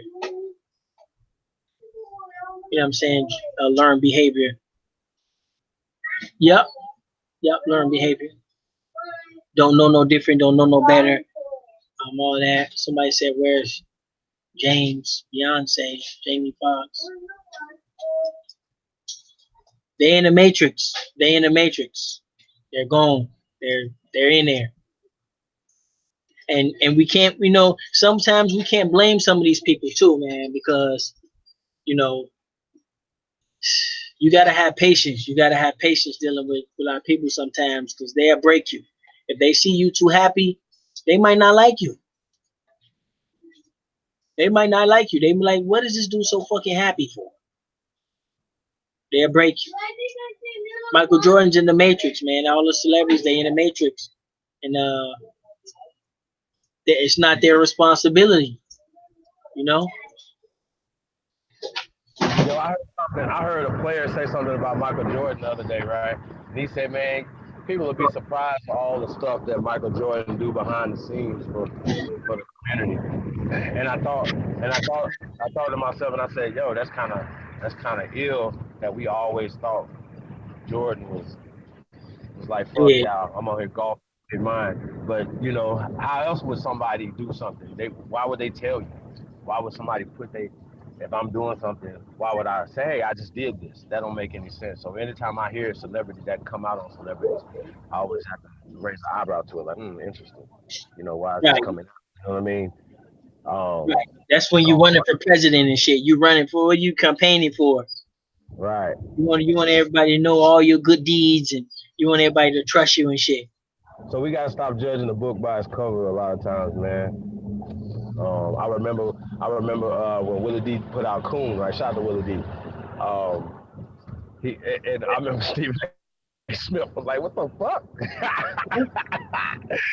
He was like, "Coon, motherfucker, I'm a nigga. I do like, you know how much shit I do for the community. You know what I'm saying?" So I thought that was interesting. He was like the only one that stepped up and defended his honor. You know what I'm saying?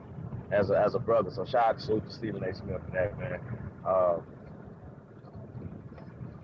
you know. Yeah, but they go through a lot of shit too, though. They go through a Of course lot they of do. shit, bro. Of You know course, what I'm saying? But I heard him tell LeBron one time though. He said, "Nigga, you cool." He said, "You could say what the fuck you want to say because you cool for generations." That's what he said. He said, My money ain't long like that." So I would like to salute Stephen A. again. You know, like I said, you know, once you get secure, your bag is secure or whatever, they should better tell you shit. man, you ain't And I never secure in this game, bro. But I get what you're saying. I get what you're saying. Um, shit. that is one thing about different attitudes because the people that's out here. You know what I'm saying? I'm out here, bro. You know what I'm saying? My business, my face, even my sister, you know, a lot of people don't know, but my sister is a public official, you know what I'm saying? She got voted in her job, and she's gonna be running for lieutenant governor in Minneapolis, pretty soon. And so like I'm out here. So but then when you get people who we don't know who they is, you know what I'm saying?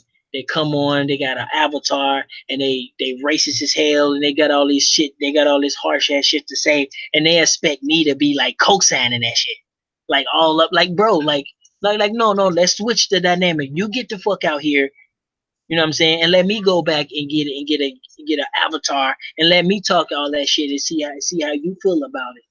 You see what I'm saying? Like that racist shit, that shit's bad for business. You know what I'm saying? That shit to me, that shit's bad for business. And I feel like, you know, I feel like you whoever you is, you don't feel no different than me. But I'm out here, I'm trying to do business. I'm not out here trying to be niggas buddies on political fronts and shit. We gotta get shit done. You know what I'm saying? I gotta go shake this man's hand so he can pop off, you know what I'm saying, so he can get some commercials on this network. I gotta go shake this man's hand so he can give me this loan, bro. I gotta go shake this man's hand so he can unask this land. I gotta go shake his hand so he can give me. I'm not, you know what I'm saying? I ain't got time to be out here for political points and shit. But don't think for one second you feel different than I do or different than other people. It's easy for you to express it when don't nobody know who the fuck you is, and don't know, you know what I'm saying? Don't nobody know where the fuck you came. Like don't nobody, it's easy to, but it's another ball game when you out here. And a lot of those celebrities are out there. I guarantee you a lot of them feel the same exact way as the most racist people we got out here. I'm pretty sure a lot of them feel that way, you know. But they gotta shake them people hand every goddamn day. They gotta work with those people every day. So it wouldn't be a good business decision to sit here and just shit on them people for 9 hours straight when you gonna be going to work with them tomorrow and shit. You know what I'm saying? It's like yeah, and I think that's why a lot of them people do that shit because they work with these people and they kick it with these people, but they want to be known for political activists on the internet. You ever seen that movie Life with Martin Lawrence? Everybody seen that movie Life with Martin Lawrence, Eddie Murphy. With your cornbread? Yeah, you remember when they walked into that restaurant and they tried to get some pie, and that fat white lady put out that shotgun like, how about I turn y'all into some nigga pie? Okay, that's racist. Okay, when you get like that, bro, come holler at me. Okay, that's racist. We don't need your money. We don't even want to look at you. We don't need nothing from you. Get out of here. When y'all get like that, that's racist right there. So until then, y'all can miss me. Y'all can miss me with the internet bullshit, bro. That I see right through that shit, man. You know what I'm saying? I see right through that shit. You know, and I'll be the first to tell you I'm prejudiced as hell. I'm not gonna lie, I am prejudiced. But um, but I'm not, you know what I'm saying? But I keep my shit to myself unless we get a topic where I gotta express my true feelings. I'll let you know. I don't like you, kind of, you know, or whatever. I have to tell you if I get in a situation where I gotta do that, I gotta do it. You know what I'm saying? But I'm not gonna be out here parading, especially in front of these youngsters, you know, because it looks weird when I'm out here telling them, oh yeah, man, we finna kill them off and blah blah blah blah blah. And then next thing you know, they see me fucking, you know, in a damn IHOP uniform, giving these people, you taking tips for these people. That shit, hey, that shit's, yeah. Oh no, man, that's just me. So when motherfuckers get on that level, where motherfuckers walking down the streets and you, hey, how about I turn y'all into some marshmallows? When y'all get like that, then I ain't got shit to say.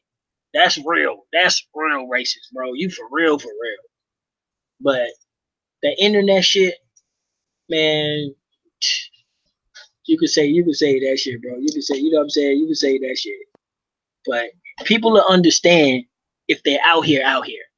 If they understand if they got something to lose. If they out here, they got themselves a trucking business, they got themselves a nice beauty salon, or they got themselves something, you know what I'm saying, that's going on and that's good, then they will be able to understand, like, no, that's not a good look for my location, bro. That's not a good look for me. You know what I'm saying?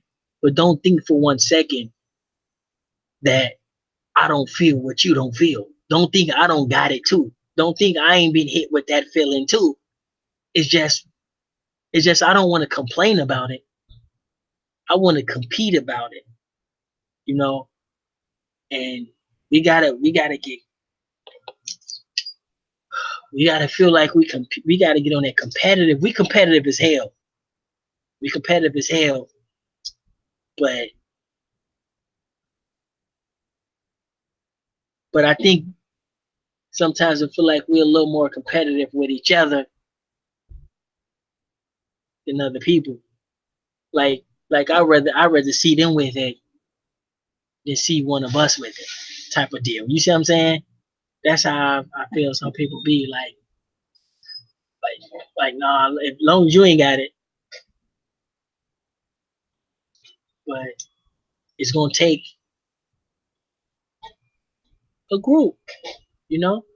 And just with the beauty industry alone, if they hook up to each other, if they had an app where they can all tap in and they can all put all they stuff out there, or like a social site or somewhere where they could put all you know what I'm saying, they can, you know, that's the start of recognizing each other and getting to know each other.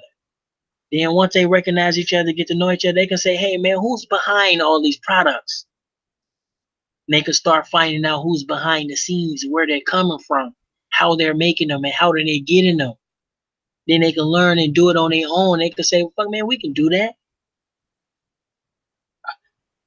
Half this shit we can make it in our garages and in our, you know, that little tub downstairs, by the laundry room and shit. Half that shit we can make in that tub. Those whatever, those sinks. Crabs in the barrel, crabs in the bucket. Yeah, but I think that's changing a little bit though too. That's changing a little bit, but it still don't help when when we hate each other, man.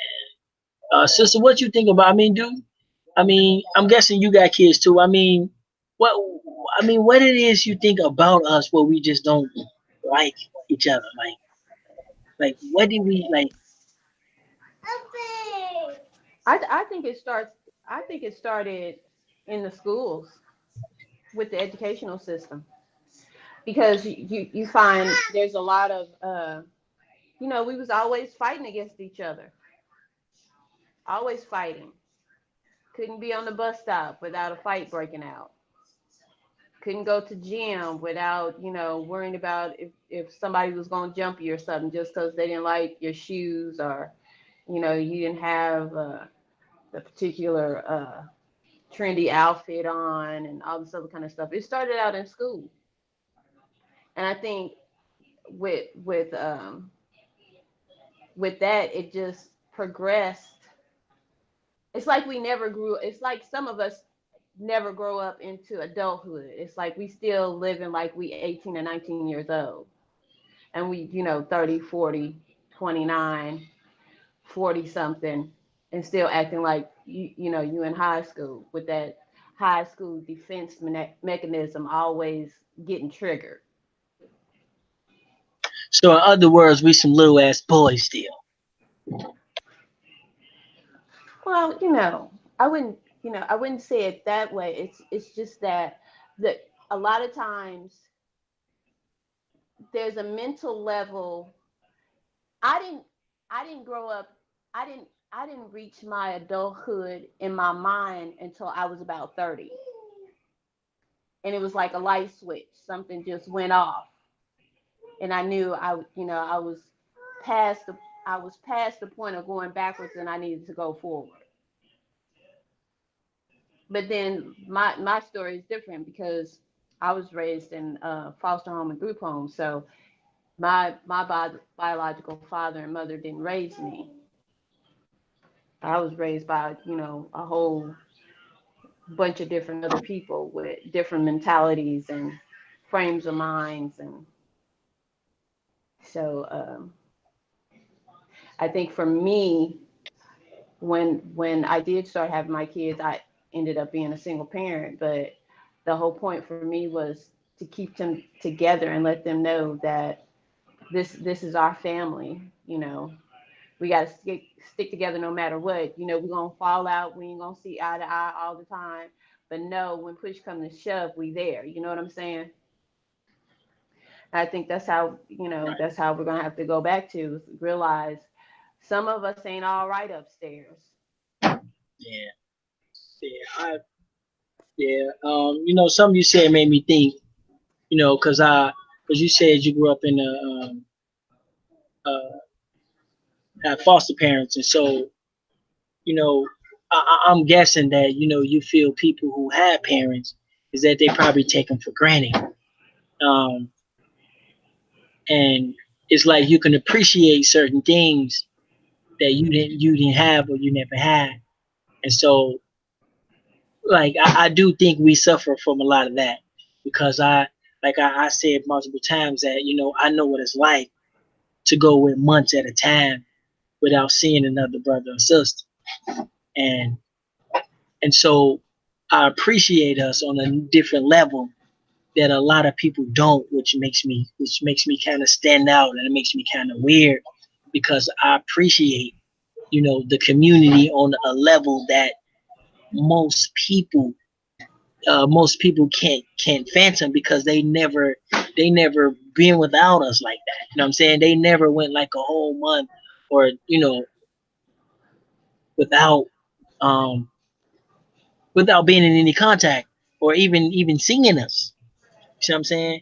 And I'm pretty Right. sure I'm pretty sure there's people that's out there, especially people who've been in the army. I believe they experience that sometimes, especially some of these peoples in these higher up colleges and stuff. I believe they experience that sometimes.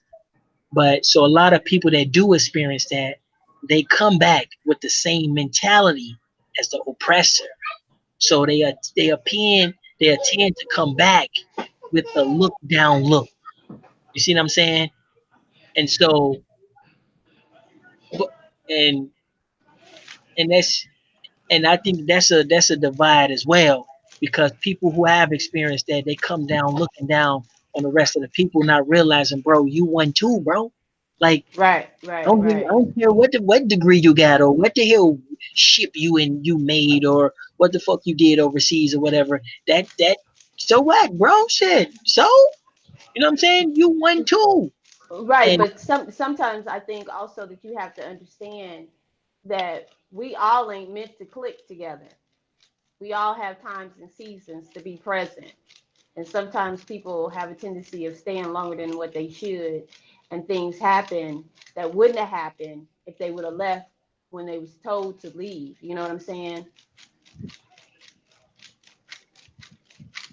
Can what you you mean? like what I mean is like you have friends for a season. You deal with certain things for a season.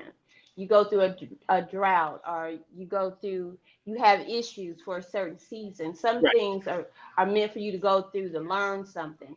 Then sometimes you go through things and you don't learn stuff, and you end up being in there longer than what you should have been because you didn't get it the first time. I mean, and with me being, brought up in foster care and group homes, I never really had that mother and mother and daughter relationship, or father and daughter relationship. And I think people don't seem to realize how much of a great disservice it is not to have it, because you can be in a foster home where there's a mom and a dad, but if you're not actually biologically theirs, there's a difference in the treatment. And they don't realize that just because you're providing a roof over that child's head does not mean that's the end all to everything, because you never know the background of that child. Some of them know, but they don't want to get into it like that, because then that means work. You know, there's mental and physical abuse. You get a young girl who's been told she ain't gonna be nothing, ain't gonna. I got told all that. I wasn't gonna be no better than my mama. I was gonna be an alcoholic. I was gonna be a dope fiend. I was gonna have a whole bunch of babies. I wasn't gonna amount to anything. I raised three daughters. I graduated from college. I got an MBA. I did that all, all with having people. Oh, well, you don't need to be doing that. Why don't you just wait and, you know, wait till your kids get out of high school, and, then you go back to school and whoop de whoop de whoop. No, I worked a full time job, went to school full time, and raised my household. It's all had to do with time management, understanding, okay, we got to be here at a certain time. That means I got to get up, make sure everybody got their stuff together by this time. We got to be out the door by this time. It's just discipline. I didn't have anybody, oh, you got to do this, so and so and so. No, I had to figure it out. I had to figure it out. So, Right. And and the I best. think, I think for me, I just can't deal with it can't be done. You can do anything you set your mind to do. Sometimes, and you got to realize that when you have a plan to do something, there are going to be distractions. They're going to come your way, and you're going to have to be able to identify them and block them so you can stay on the path that you need to stay on. Yeah. Yeah, that's one of the reasons why I deal with data, because data will, sometimes allow you to know that they're coming, and you be able to prepare yourself. And there's no 100% protection, but at least, it's better than coming from the blind side. But Right. but one thing, is that you decided to bring it back home. um, a lot of people don't make that decision. A lot of people go to school and they feel, hey, I worked hard. The rest of y'all can do it too, and they don't feel like, well, I'm going to bring it back. And so I feel like I'm one of those guys who, whatever journeys I went on, I'm coming back. You know what I'm saying? And so it seems like you're doing the same thing. Is that you went on your journeys, and you bring in your information or whatever you learned, and you bringing it back so other people can you know uh, take notes. People gonna critique you, act weird. People are always gonna have some shit to say, but at least you come back, because you know We don't. A lot of us don't come back. We get that degree, it's out, it's a wrap. The rest of y'all on y'all own. You know, shit, I did it, you did it. You know what I'm saying? You can do it, type of motherfucker. And so I think that's one thing a lot of people really don't, really don't get me when it comes to that aspect. Is that, you know, I did my little travels, I do my little shit, but I come back. You know what I'm saying? And I come back to uplift. And you know, but you know, it's you know, it's I mean, it has its perks, but it could be draining as hell too. But Yeah, that's yeah, true. But a few months ago, I had an experience with a close girlfriend of mine because she was trying to, get her associate's degree. And she was like, I can't do this. I ain't got time. And, I just had to give her some tough love. And I read her up and down. I'm like, you ain't got that much to go. You tripping. If you can take all this time and do all this other goofy stuff, you can take the time to sit down and get it done. you know. And it was tough. It was hard. I had to break her down. I hurt her feelings. Sometimes you got to put people on their face for them to realize, okay, maybe, this person really cares about me because they know what I'm trying to do. They know what I'm trying to accomplish. And maybe I need to reanalyze myself. She came back a few months later talking about, I got it done. I got it done. She said the only reason why I got it done is because of you. You was honest enough to tell me the truth, even though it hurt me, and I cried about it. But you was being honest with me. Sometimes all it takes is being honest with somebody.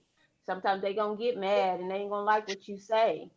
But in yeah, the long run, it'll pay off in the long run because then they've been to accomplish their goal, and they see that they can do it.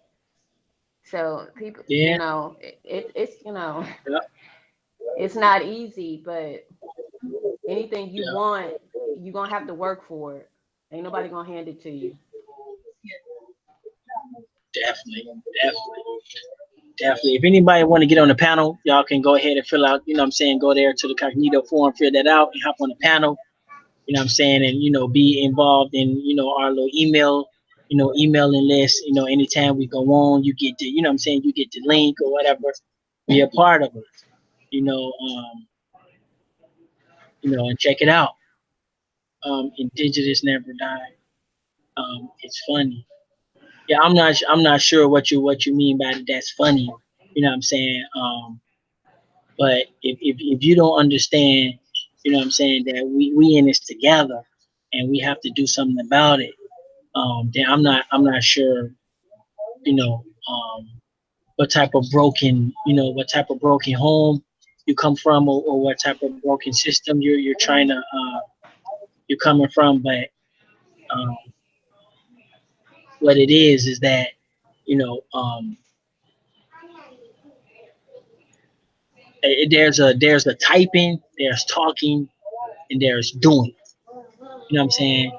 And so if you are a doer and you want to come on the panel and share some of your experiences, or you got something, what I'm saying, you can come on and let us know. But you got to be careful in our chat room, um because you are in the matrix. So I'm pretty sure you're in the matrix. So you might want to be careful what you type, brother or sister, because uh we Hey, hey, in, hey, hey, you know, hey, hey, hey. they bad. Oh my God. They bad. I got Sorry. you. I got you myself. Sorry. Yeah, I got They're you going myself. at it. They bad as hell. Oh my goodness. No, it's called no. Uh, yeah, I'm not sure. We got El Bora in the building. Copper Chopper in the building. Golden Moon, aka KD, in the building. Chief Chickamauga in the building. What's good, man? We out here, what I'm saying, business hours. Um, getting practical, talking about practical stuff, solutions, getting to know each other. Um, and we doing work in the background. We got 30 days coming up. And with this 30 days coming up, bro, we got to get ready for this, man. We gotta start That's having right. That's right. some type of professionalism. We gotta start thinking, thinking global. We gotta start because we finna do 30 days, bro. Right. 30 So days check it now. out, right? Within the 30 days, right, we dropping a declaration July 4th. So Yeah. shout out to Legal Fund. We're dropping a declaration of reclamation of our natural rights and our identity and natural rights. Okay. So that's what we're doing. Be on the lookout for that, man. July 4th. So that'll be out, man. Etch that in stone, man. So shout out to Legal Fund on that, man. Man, we're building this political party, man. So first American political party, like once again, it's not about your feelings. It's about progression. So that's what we about, man. We about progressing and taking this thing to the next level, man. So yeah, that's what we on, man. I I know that we need to take it to the academic level next. You know what I'm saying? Hitting these universities, man. Black student unions, things of that nature. I know people say, y'all, we don't like debates and stuff like that or whatever, but those are the next generation of leaders and stuff like that, right? People in these universities. We want we want to take out African American studies and put in ancient American studies. Talk about the first American studies. Yeah, yes, that is work. Put that in kindergarten. So by the time you're in the university, you should already be a doctor in your own culture, in your land, and where you from. So that's what that's about, man. Just changing the curriculum. So we are writing the curriculum, what I'm saying, at different levels, man. Y'all are part of the curriculum. Y'all see what I'm saying? It's a living, breathing organism. It's a living, breathing curriculum. You see how that works? It's not like, oh, it has to be academic like these guys did it. How'd that work for you? So we have to go back to the way we built civilization. That's it. And that's all. You know what I mean? Simple as that. So it's just most effective way of getting the results out the youth. Period. It might not be orthodox the way you think it should be, but it's the best way to reach the youth. You know what I'm saying? Through art, stuff like that or whatever. You know what I'm saying? So yeah, that's what it's about, man. Y'all remember the Player University t-shirts back in the days? We got Big Chief in the building. Like it'd be Player University on the back of it. They would have like little sayings and stuff or whatever on the back of it. So, a lot of times, man, we however we got to get the information to the youth, man. That's what we're gonna do. You know what I mean? So it's about getting them the right information. So that's what this this project's about, man. And it is a solution to issues that we do have, economically. You know what I'm saying? And economics is the biggest part of our issue that we have, along with the psychological aspect of it. Now, guess what? They don't have to like each other, but to continue to spend their money with each other, that's what they're gonna do. We don't have to like each other to do that. You know what I'm saying? Okay, well, I'm gonna spend with mine first. Period. I don't like that nigga, but Rules of the room. It's 50 cent more, but you know what I'm saying? 50 cent. 50 cent, bro. That's it. Yeah. That niggas be good, man. Like, I gladly pay double to my own people. You know what I'm saying? I just want the quality. You know what I'm saying? But I had this idea, like, basically, like say for instance, you want, let's just say, $50 for a product or something, right, in your store. So then you market it $100. You know what I'm saying? Just a hint. People like, this shit high, not for you. Feel me?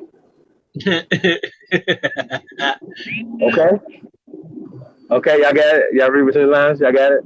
You get it? Right, but no? but we need you to be have able to, man. Like, just little tricks, you know what I'm saying, of things that we have to do. Yeah, my prices are high, but not for family, not for the discount, not for you know. You know what I'm saying? So you get the family discount. Now, the whole time I wanted $50 the whole time for this item. Okay? I see what you're saying. But yeah, we out here. We got a new wave of people coming in. We got Big Chief, Busy, the The tribe, man. the Danian Woods building. Who else? Oh man, you killing me. We got Matuna. in the building. What up? Yeah. If you guys want to sign up for 30 days, get yourself a show. You know what I'm saying? Or if you want to be a part of it, you want to help out in any kind of way. You know what I'm saying? So these are paid positions, and you can in the description box there's a link. Here's the link right here. Just sign up for the little form. You know what I'm saying? We also, what I'm saying, the same thing, the same little form that we kicking off, we did this in Asia as well. So Hey, is that jobs? that's jobs. That's jobs. I mean, well, Okay, no. I wouldn't say there. I wouldn't call it Are a we job. need more independent contractors, right? Like, so Yeah, we like to say empowerment, right? yeah. But people understand jobs, right? People understand, even if you have a business, it's a job. You're just working for yourself. Feel me? You pay yourself a salary. Is that a word? But Okay, yeah, yeah, so is that not a solution, y'all? yeah, that is. Economic empowerment? Yeah, that Oh, is. okay. That Oh, is. okay. So remember 420 friendly TV? Well, we're gonna bring that back. And we didn't bring it because we're pieheads. You know what I'm saying? We created 420 friendly TV for economic solution. Yeah, You understand what I'm saying? yeah, We understand that cannabis and derivatives of cannabis is not only a medical, but it's a economic solution to some of our issues that we have in our community. You know what I'm saying? And a lot of us partake in, and a lot of us have or in the penal system and things because of this or whatever. I think that's crazy too. Everybody that's locked up for marijuana related charges should be let out immediately. Like it's crazy to have somebody locked up for something that is a state right next to them. It's perfectly legal. You know what I'm saying? So it's breaking up families and things. I mean, come on, y'all. So that's not fair to be in America and for people to be locked up for weed charges. That's crazy. So that's something I think we got to fight also.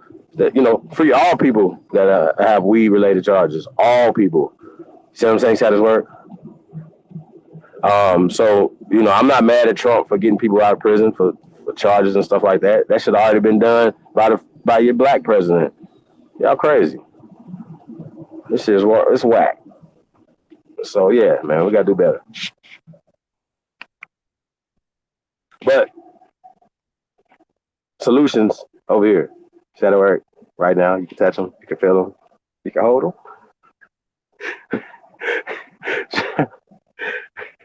Shout out to Giovanni, man. Hey, if you haven't signed up to Tribeup app, please do. It's Tribeup app. It's the app that pays, man. Once again, solution to an issue that we have, right? I heard that they're going to shut down channels for hate speech. That who hate who, you know what I'm saying? And see how that works. So you have to have contingency plans. See what I'm saying? If they shut the lights off tomorrow, what we gonna do? We gotta be able to build our own institutions and then support them. That's it. That's all. That's not rocket science, y'all.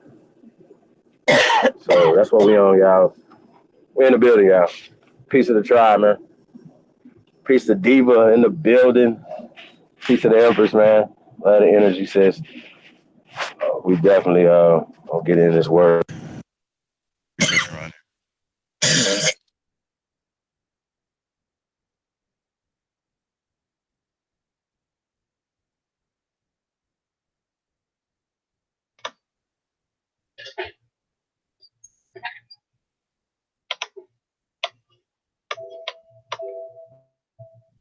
Hello.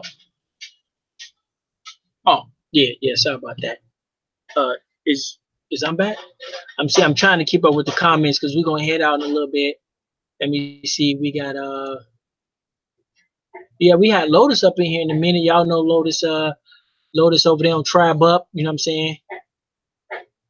Doing the Seneca language. Indigenous NV in the building. Let me see. No Black Lose. Let me see. Is we still live? Y'all still here? Michael Norton in the building. Michelle. Oh. Where are we at? Where we at? Oh yeah, you definitely sign up. Yeah, once you sign up, you're good. You're good. So Original King, we're gonna be hitting you up once we get ready. I got you. Let me see. Genocide us off. Physical land, definitely. Let me see who else we got out here. 420 facts. Let me see. Yeah, yeah, we definitely out here. Definitely take advantage. You know what I'm saying? Definitely take advantage. So you know what I'm saying? It's like being on YouTube, but you don't have to meet the criteria. All you got to do is have your content. And so um if you are like a big content provider and you got your people come over there, Universal Media, it's a wrap. You know what I'm saying? And like I tell people all the time, especially artists, okay? Especially artists, um, and comedians and things like that. Um, when you're dealing with something worldwide, all you need is one hit. You can be a one hit wonder when you got billions of people. See, a lot of people for some reason can't really understand what I'm saying. When we are global and we are working on both sides of the earth, being a earth one hit wonder will put you in a position where you will be set for the rest of your life. Now, if you're one of these domestic people and I'm saying if you get a domestic one hit wonder, that's not going to set you for life. You know what I'm saying? Especially you artists out there. You know what I'm saying? So going to Universal Media will give you that universal audience that they're just not giving you here. You just really don't get universal exposure here unless you on a major label, unless you're doing something major. And so Universal Media is giving you that universal audience. So you have to be able to understand that if you're not popular in New York and California, that you might be popular in uh let's say I want to what's the Sweden or some shit. You know what I'm saying? You might be popular in Sweden, but you can't do that here. You can't do that too much here. Um, when you know what I'm saying, when you own, you know what I'm saying, when it's more domestic. See, we get to pump you out to other countries, different languages. We get to take your album and have a person that speak a whole nother language advertise your shit for you to a whole nother community that don't even speak English or some shit. You see what I'm saying? So Universal Media is bringing so much to the community that I don't really think people even understand it. Like it's too hard for people to fathom what it actually is. And so understand when we say Universal Media, you're having a universal audience. And if you're a one hit wonder on Universal Media, then that means the world knows you. You see what I'm saying? We got so many because I know Chief in the record business. He know one hit wonders all day. He know one hit wonders. They don't. They ain't no nothing major. You know what I'm saying? Who's some one hit wonders out there? Let me see. Now I don't want to throw somebody out there because people from their city and shit gonna be acting funny. But y'all know the one hit wonders in y'all city. The dude who made that one little hit album. You know, and don't nobody know who the hell he is no more. All you need is one of those. You know what I'm saying? All you need is one hit. One hit on Universal Media. One hit. Because keep in mind, we talking about billions of people over there in China, billions of people over there in India, billions of people over there in Africa. So we're talking, you know, just those two African India, just those two countries alone. If you're a one hit wonder there, you're it's about equal to being a 5 year or 10 year dynasty here. Just put it like that. So Universal Media is supplying you with that. It's taking your local talents straight to giving it to the universe, giving it to the worldwide community. And everybody know our music is hot. Our music is hot. but we don't have the avenues to market because we marketing to each other. You know what I'm saying? You trying to sell your album to me. I'm trying to sell my album to you. Why don't we go sell our album to them? This is what the part where Chief Holiday say, see how that work? You see what I'm saying? Live in Georgia. Yeah, I'm pretty sure y'all got one hit wonders. You look at Vanilla Ice, a one hit wonder. Look, this motherfucker on crack now. He's a crackhead now. You know what I'm saying? But he was a one hit wonder. That's right. He did make one song with Yeah. me. Who's that? Well, I You mean, know, because once again, it goes back to ownership, man. You know what I'm saying? And shout out to Nip Hustle, man. Rest in paradise. But, the Jay-Z's out there, man, people that got ownership of their music, bro. but Like, see, remember I told you, they're not going to put it out unless they have ownership of it. So, it takes you got to be strong, man, in business, man. You know what I'm saying? It's business. It's more business than music. You know what I'm saying?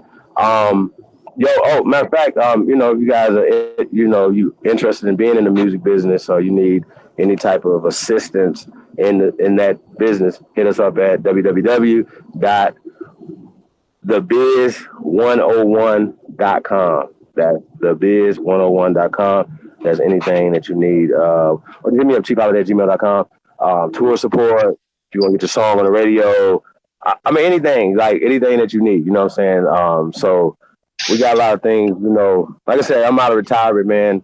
Also, so just got a lot of shit going on, man. So we good. You know what I'm saying? When they say I'm in my prime, man. So we grinding, y'all. right, yeah, yeah, yeah, Definitely grinding.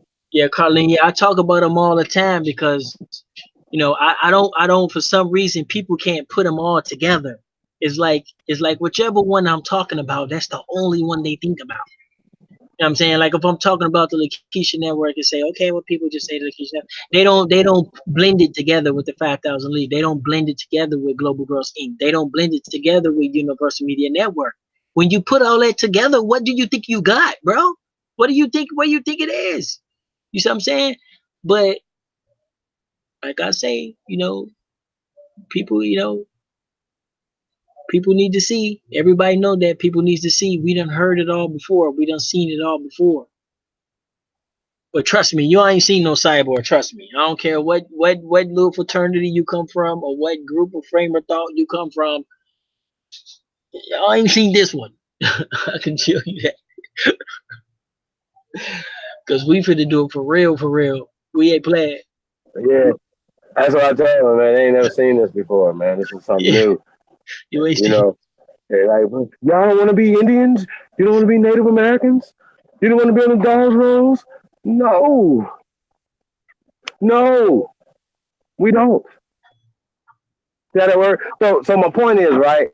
So when people be like trying to take credit for stuff and ownership of stuff, like this is new. This is something you've never seen before. See what I'm saying? So you can't take credit for something created. You know what I'm saying? So, yeah. And then I say, stand on it. Stand on what we're saying. Stand on it. It's America or nothing. And people don't understand that. You know what I'm saying? We say America's great grandmother, right? So when you got people saying, and they're putting all their spiritual energy and economic energy and so whatever type of energies in over there, you know what I'm saying? That's where they're missing that because you're seeing it from their perspective.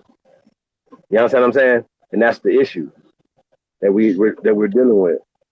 We gotta have our own perspectives. We gotta start controlling the narrative because the narrative is controlling us, no doubt. And that's a social Seriously. political. That's a social political part of it. Yeah, And so it's we always controlling us. we always fighting it. We never not fighting it. Whether it's what I'm saying, whether it's just having a conversation about it, or whether it's actually doing it in the background, we always fighting it. And Right. but see, it seems like people want to be cold though. People want to be around people that have their same exact values. People want to be around people that have the same thought process as them. And so that's not practical. You know what I'm saying? We're gonna be different. We gonna be different as hell. And You know, we come from all walks of life. Some people come from the South, some people come from the deep South, some people come from the North, some people come from the Northeast. So we all gonna Right. have different values. And so trying to get all these different ass people in this one value system, I mean, it's possible, but that's gonna take more work than anything. You know what I'm saying? But that's I mean, that would be nice if we can actually say, okay, well, we all gonna believe in the same thing and all that. That ain't gonna happen. It's not practical. I So mean, it makes sense though. It's best to have different viewpoints and different creativities. You know what I'm saying? Like everybody thinking the same way, everybody saying the same stuff. That's kind of weird. You know, that don't work. well, but You the know thing, what I mean? So but the I only think thing that about that, but makes it stronger. Huh? the only thing about that is that when you do look around the world, you know, most places they do have a backbone ideology. You know what I'm saying? And but the thing about it is that the only people that really pushes it is the people at the top of the food chain. They push it. You know what I'm saying? It's just a I mean, because regular they eating off everybody else, because they eating right. That's what I'm saying, right? and you can't be even benefit from doing that unless you're a part of the groups. Yeah, You yeah. know what I'm saying? That's So not. This don't work like that over here. yeah, and This is not that's that. why it's hard, and that's why people want that ideology because they look at the world, they say, "Oh, that's a Muslim country." You don't understand that they pushing that a Muslim country because the top people are eating off that Muslim shit. The top people are eating good off it, and the regular people ain't nobody walking around there regular as hell doing super good. You know what I'm Right. saying? You ain't They gotta come join no cults over here right. to benefit from this information or work with us. You know what I mean? Like, come on, y'all. Like, we even work with people outside the country. So we're not saying, oh, we're Americans only. We only want to work with Americans. That's retarded. I don't even know how. Come on, y'all. Really? For real? And you said something earlier. You said that people be over here doing all this banging and go work with them and shit. You know what I'm saying? I Right. think that's crazy. Banging in, and then You they go know? work with Yeah. these. Right. Hey See, y'all, to my these detriment, people. man. When I was in that mind frame, I was in that mind frame. I wasn't even trying to do business with them. Feel So me? you was like a girl on life with the shotgun. You was one of them. Yeah, yeah. Racism was bad for business for me. Being you know,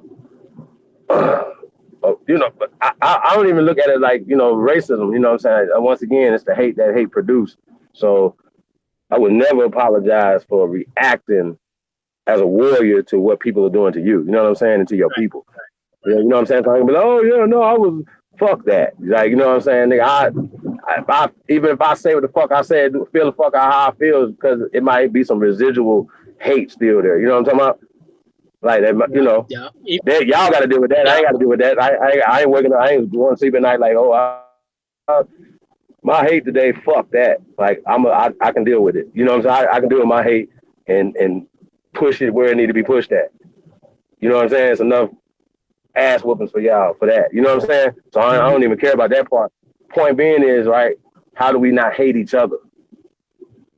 You see what I'm saying? Yeah. That's the key. You know what I'm saying? Yeah, you could be a little envious, you know what I'm saying? And that's not becoming as a man, though, fellas. So don't be jealous. All right? Don't do that. Right. And like Auntie said, you know what I'm saying? She You was jealous. saying like, like you know, we kind of still boys. Like a lot of us ain't grown up yet, and we still got that, talking about your mama in the back of the bus ass mentality. So we carry that around, you know, seeing a dude walk Yeah. around his little drop top Corvette, and we looking at him like probably sell drugs, or we looking at him worse than what, you know what I'm saying? We hating him worse than other people do, you know. So we feel like we got that right to hate on each other, like.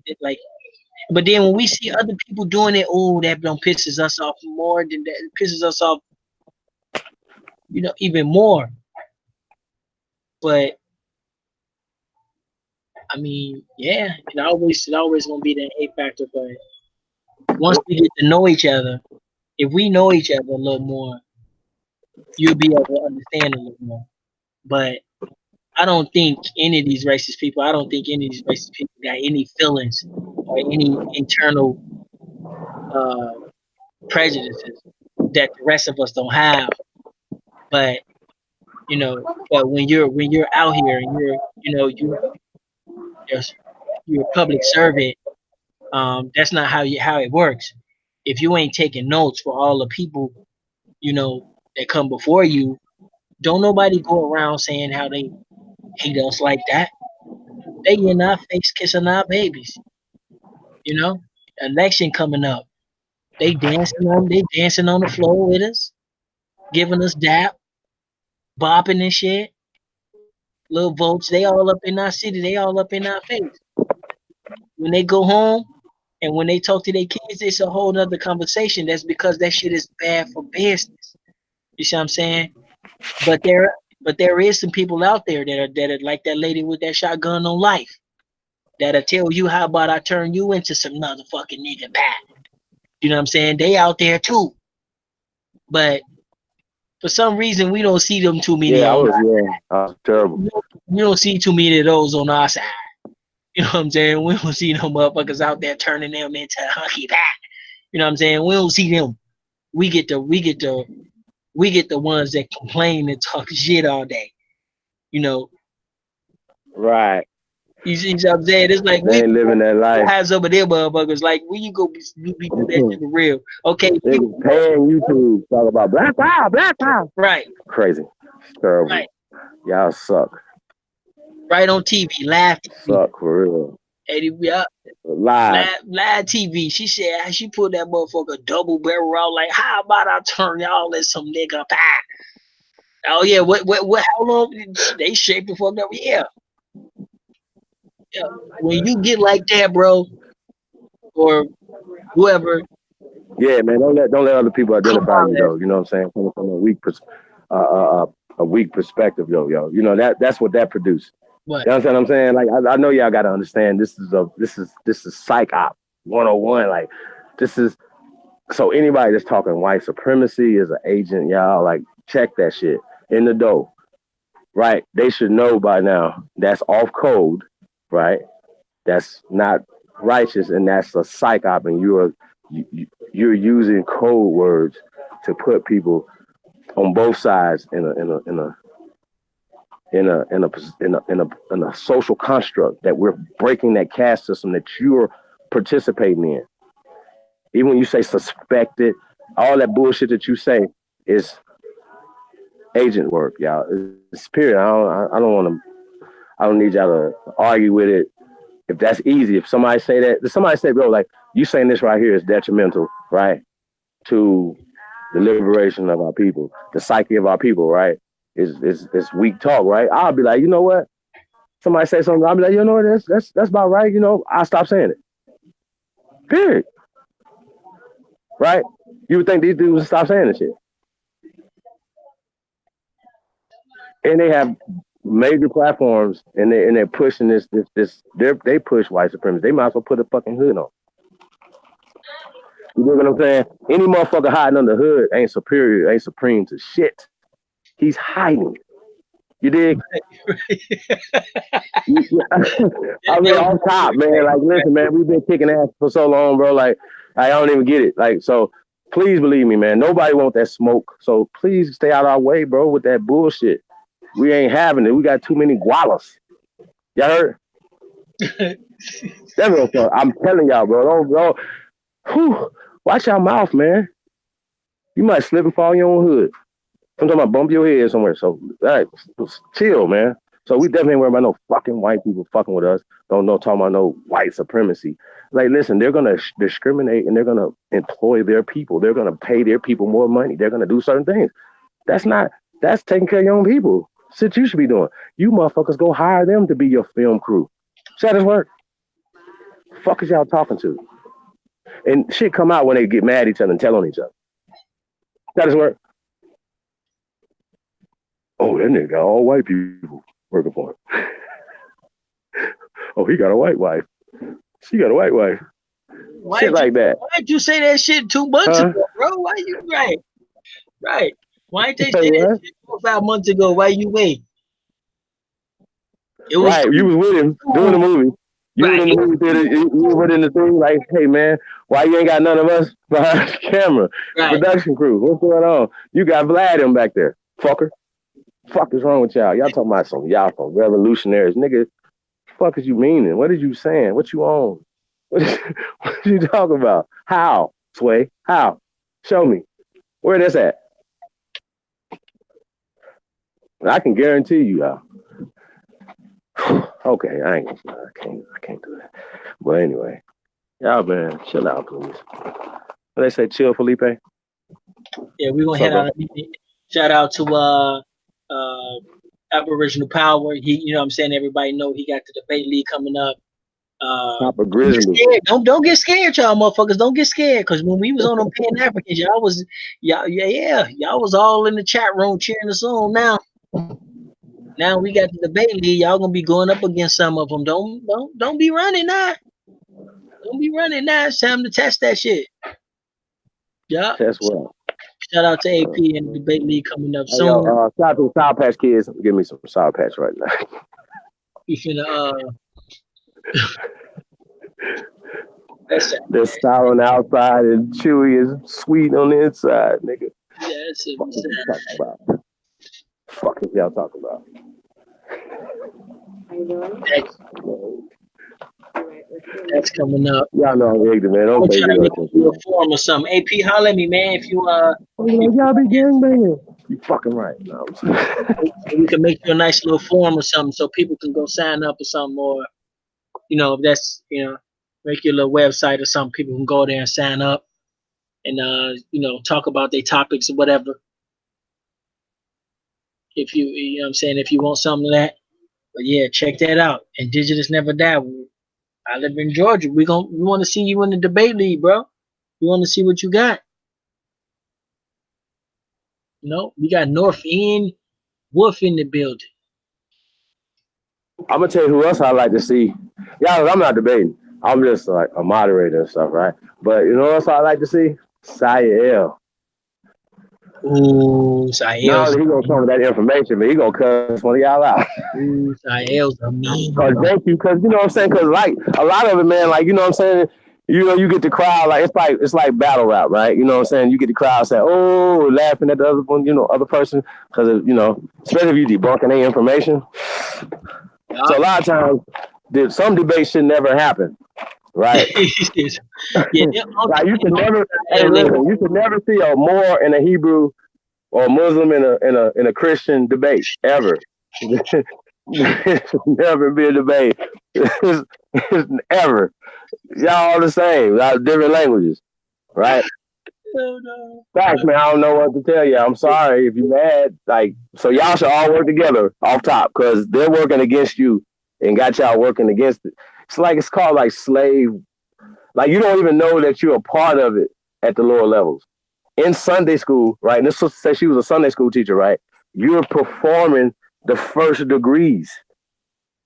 You understand what I'm saying? To the babies. That's what Sunday school is. That's what church is. It's degrees. You're getting degrees. I can't make this up. This is all it's all ritualistic. It's all this is how they're winning. They're taking our energy currency right under our noses.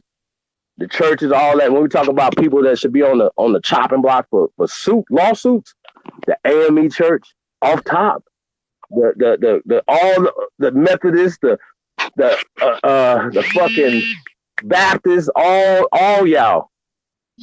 Over. Why you say that? Okay, bro. Think about from this level, right? They've been taking so much spiritual wealth from the community. It's ridiculous, right? But just the monies in general, right?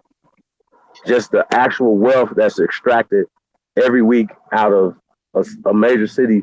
They say a city like the size of, let's just say Indianapolis, right? The black churches there put $1 million a week into the white banks.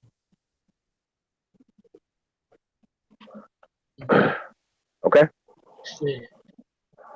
And that was in the 90s, so it's probably putting about 2-3 million in there now. You know what I'm saying? So it's getting ugly, y'all. So those banks are not giving loans. Those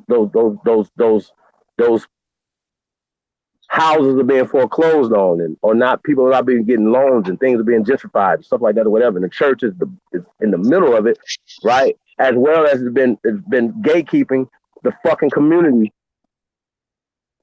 for 100 years. Sorry. You can respect that or check it. Now it's not you. You the usher. You don't know. You don't know what what they doing at the headquarters, right? Y'all just money's just going to the headquarters. That's how that works. But somebody got their thumb up TD Fakes them ass. Y'all understand what I'm saying?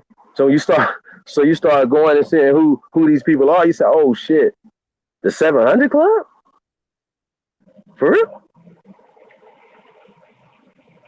So yeah, So you got people who love Joel Osteen them and bullshit, bro. Like this is just dumb shit, bro. So they don't understand psychological, spiritual, social, economic warfare. That's what we got going on. So at least we can start attacking some of the social part of it. You can't attack that part first, like who the fuck you are. Like we reject African American off top. So if niggas is mad because we not Africans, then that's your fault.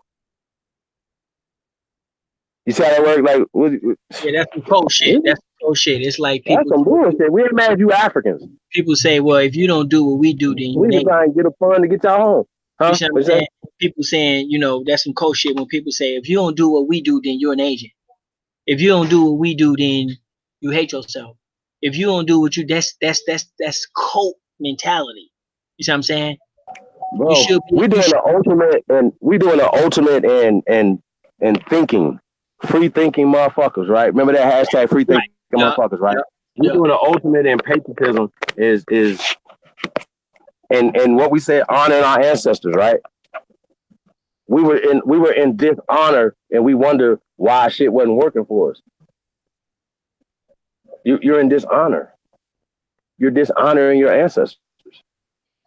And that's another thing you young don't understand too. That's the elders that's here now, bridge, to your ancestors. Motherfucker be like, peace, peace, peace to the ancestors, and then cuss out the elders. Like, you can't do that. You can't say peace to the ancestors and cuss out the elders, nigga. What the fuck is wrong with y'all? Niggas didn't get whoopings, niggas didn't get hugs or they didn't get enough whoopings or some shit. But that's just facts, y'all. So we gotta deal with that too. And I don't bang on the children either. See what I'm saying? They babies. You gotta teach them. You see what I'm saying? Sometimes they might need a spanking. That's cool, but it's out of love. You gotta spank them out of love. And so a lot of times, they don't see that. So we gotta, it's way like I remember when they chastised Kodak Black, right? And one of his OGs was like, man, there's ways how you do it. Don't come at the youngsters like that. That's facts. We gotta understand that we were younger once too. See what I'm saying? And I remember like, man, old niggas always talk about wait till we get old and shit. Like they ain't gonna get old, you feel me? So yeah, man, we gotta come on, man. We the best Willie Lynchologists on the planet. You know what I'm saying? Niggas is Willie Lynchologists. Huh? Yeah. I'm just saying we winning, y'all. Just keep that in mind. Just a little social political world, we winning. Oh, yeah. That's a fact, too. That's we winning this war. Just because we winning this war, that don't mean we win. Okay? Because they're banking on you not doing it. Hey, they can't even have a conversation about Dr. Ben. Hey, no, I gotta play this video. We gotta play this video, Ty. Oh my God. And we played this before, right? Dr. Ben was at the University of Alabama with Professor George Simmons, right? And, I understand Dr. Ben is an Africanist and stuff like that or whatever. I get it. I ain't tripping on that part. But he said that we, black people have been here and exceeding over 2,000 years, right? Mm-hmm. And then they get into a whole bunch of other things or whatever. And they always try to tie stuff back to, to Europe and back to Africa and stuff like that or whatever, right? But they got to account for all their master teachers, speaking on this, right? Dr. Ben and Dr. John Henry Clark toured with Dr. Ivan Van Sertima. I got them also on camera talking about this. See what I'm saying? See how this works? Like all their master teachers, right? Including Dr. Leonard Jeffries, right? Understands that they have, and Professor James Smalls understands these are their chief master teachers. All of them understand that they have indigenous ancestors to America. Period. But they choose. Period. That's all. Like, bro, there's no coming back. Do y'all see Dr. Leonard Jeffrey's face, bro? He probably can't even grow hair on his face. He's so red, bro. Like, oh my God, really? You Like, know, my uncle. I heard about Dr. Ben. I heard a story about him. It was on it was actually on one of the gas channel I was supposed to be a guest on. And he said that Dr. Ben had this young lady that he was talking to, and she was a part of indigenous tribe here in America. And then the government had deemed her tribe extinct. And so Dr. Ben had helped her to get her tribe recognized and and to get her tribe from coming off the extinct list.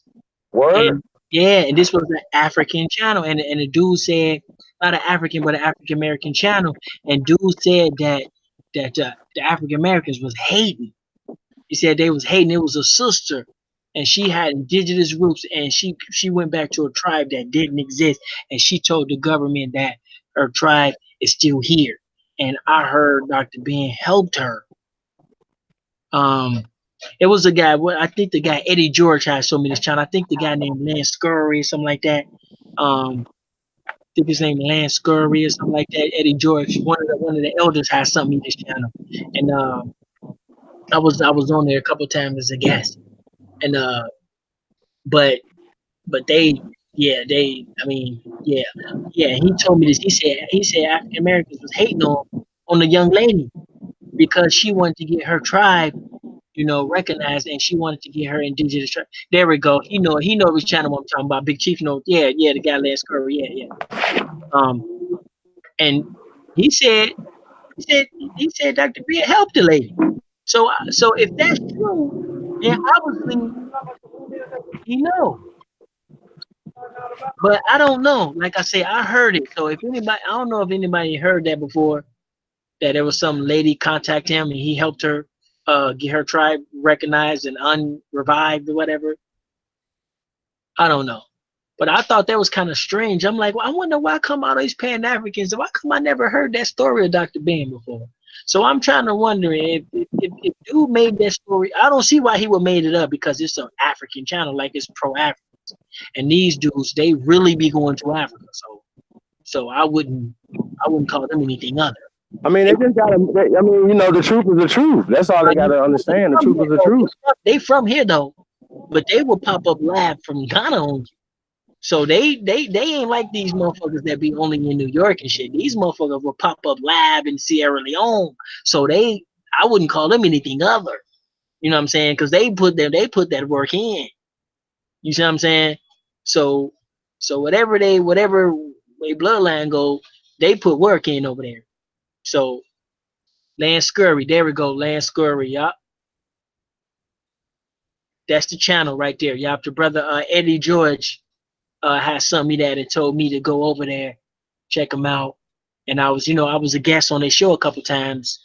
But every time I get to talking, man, they get filled the fuck up, and I just be like, I ain't finna be hollering over people, but they get filled up, man.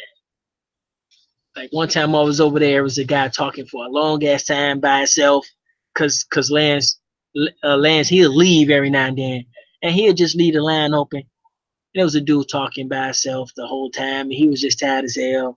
So I go on there, I give him guy a break. The phone's ringing up the chain, chat started going, nigga. It was just, I was like, wow. And I just kind of stepped back a little bit. But yeah, but they do. They ain't like the Pan-Africans that we know, because they actually will pop up in Africa. We laugh from, fucking Zimbabwe at a restaurant. So they real deal with it.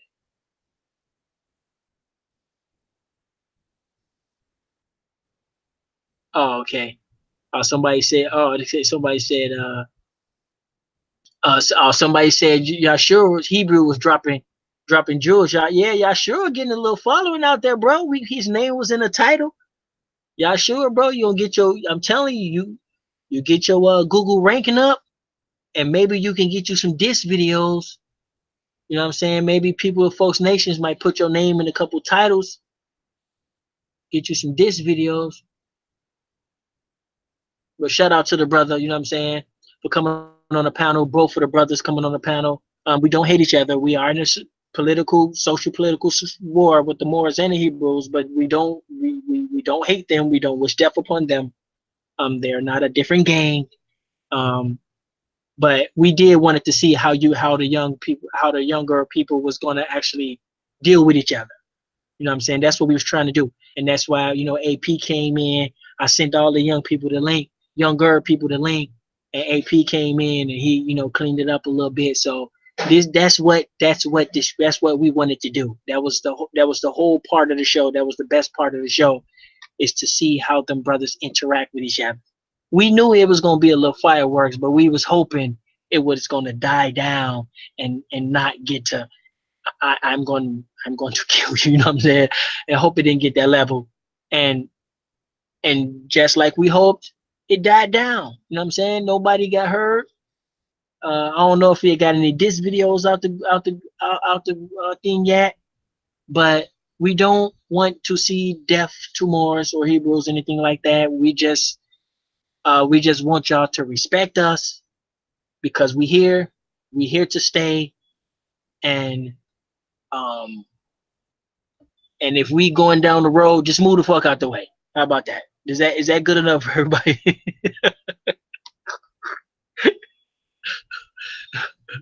but hopefully, you know what I'm saying, the young brother will be able to have a conversation with him more, because he gonna be on tonight. He's out there. He's right there. There we go.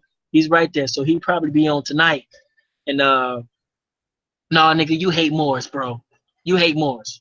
We tested you last night, bro. We tested you last night. We did that specifically just for you, just to see how you was gonna react. And I practically begged that brother to come on, because I wanted to see how you was gonna react.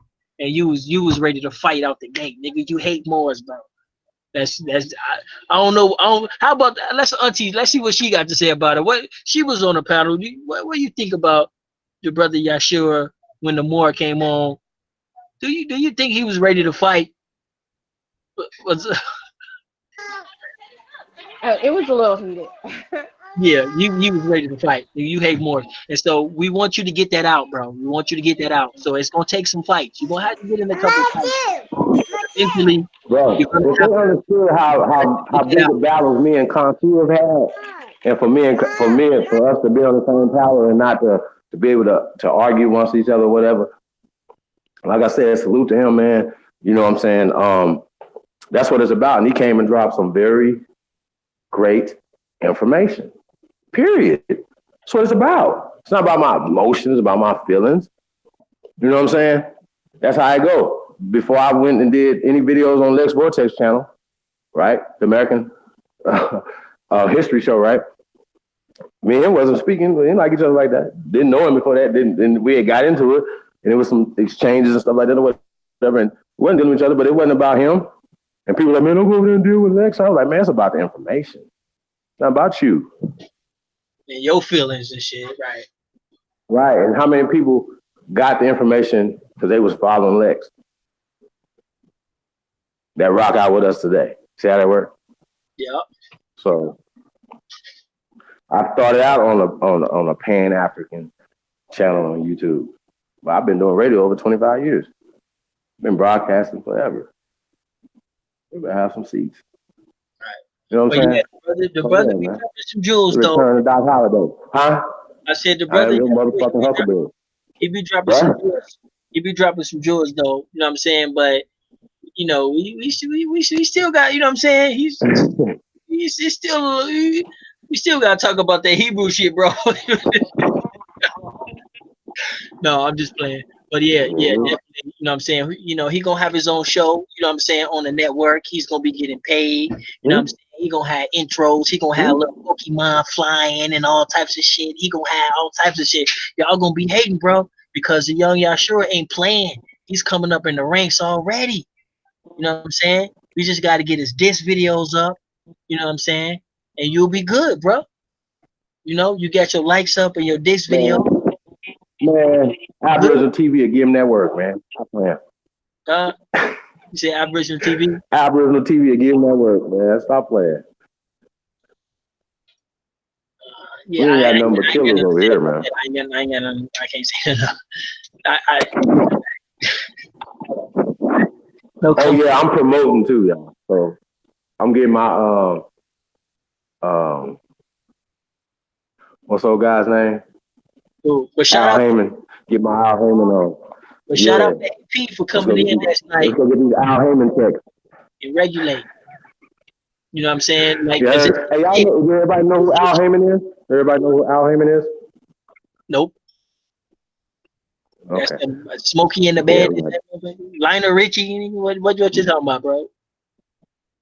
Who's yeah, that? he like the dude behind all, like a lot of the boxing and stuff like that. He's the guy that pays $100 million checks and stuff like that to Floyd.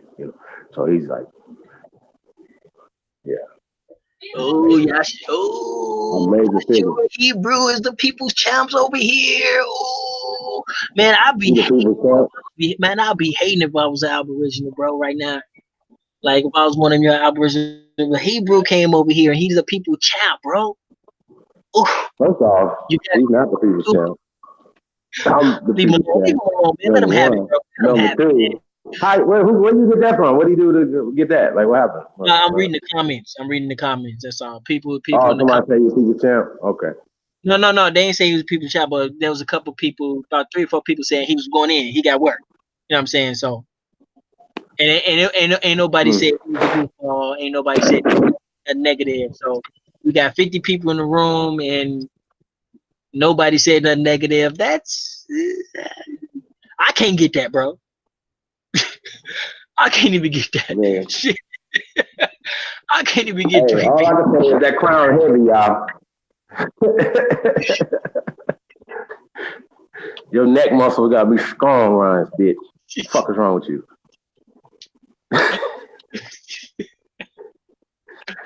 Yeah, but you got the link already, bro. You in the email. You in the loop. So just check your email. You get all the links.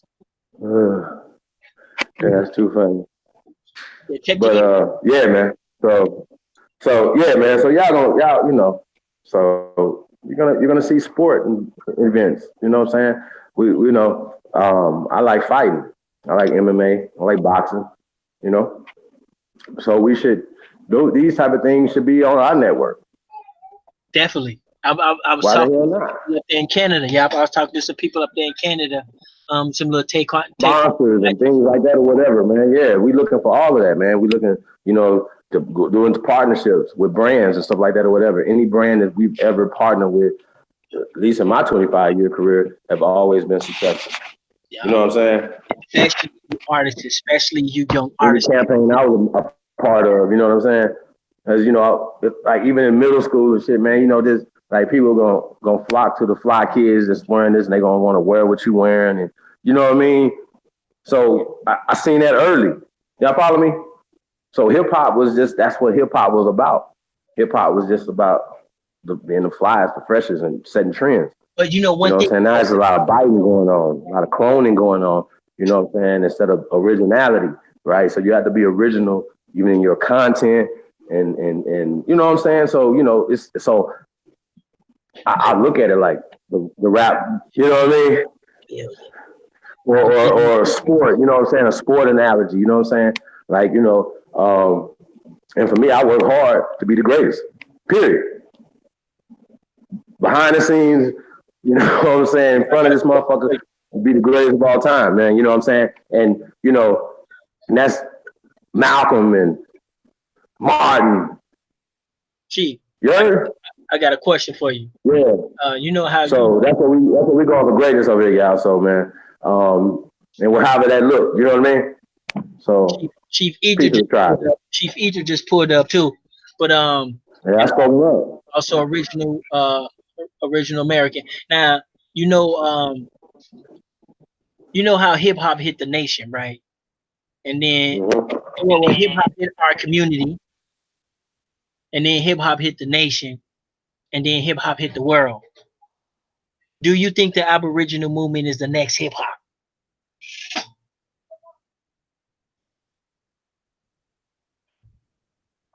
Can you? Are you blending what I'm saying? Oh, what's the question? I said you know how hip hop hit our communities, You and then breaking up? can you hear me? I said you know how hip hop hit our communities, right? And then it hit the nation, and then it hit the planet. Do you think the Aboriginal community is the next hip hop?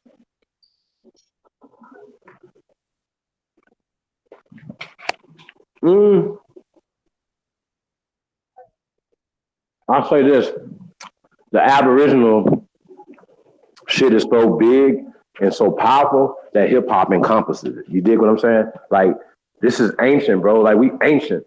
We're ancient souls, ancient bloodlines, bro. So hip hop comes from us, comes from America. That's our shit. We're taking it the fuck back. And anybody got a problem with that, we're gonna have a fight on our hands. Guess what? Let's fight.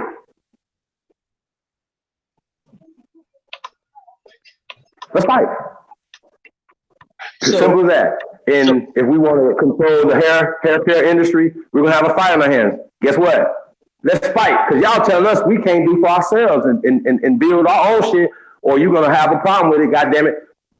We're gonna have a fucking problem.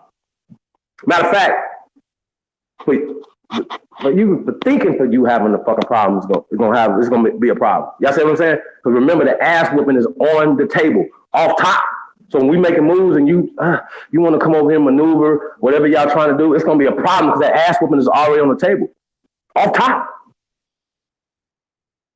That's how it's going down. For anybody that's going to, we peaceful and we doing our thing peacefully. But if you're trying to fuck with us, then you're fucking with us. Already in wartime. Already doing tensions is high. You're going to come in and fuck up and we're going to go crazy. That's what's going to happen. Stay in your fucking lane. When you come over here, it's gonna be a problem. I'm telling y'all, bro. We ain't afraid of shit. So, okay, so you need to be afraid. Remember, we're not prey. We're not afraid of shit.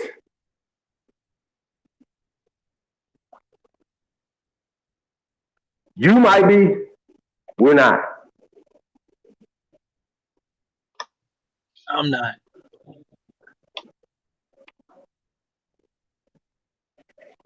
As long as I'm niggas, we want to join the matriarch calls and shit. You know what I'm saying? What about joining the Warriors panel? What is joining the Warriors? Joining the builders, right? We're the original builders. We're a master builders. So we got to get back to building. That's going to show me something. Show me some building. Something from scratch, okay? We need ownership in our businesses, right?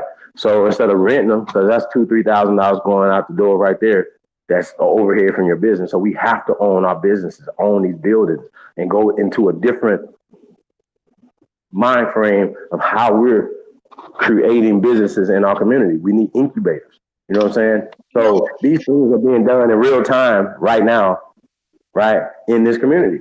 So once it's done, we can say, here's one incubator right here. Here's a system right here that's working. I just thought about something, and it might be a little weird, but when you say you're not afraid, and I said I'm not, maybe that's our problem that we're not. Maybe that's our problem that we're not afraid. We're not. Maybe that's our problem. Yeah. Maybe if we was, we'll probably do some shit about it. Mm-hmm. What do you think about that, sister?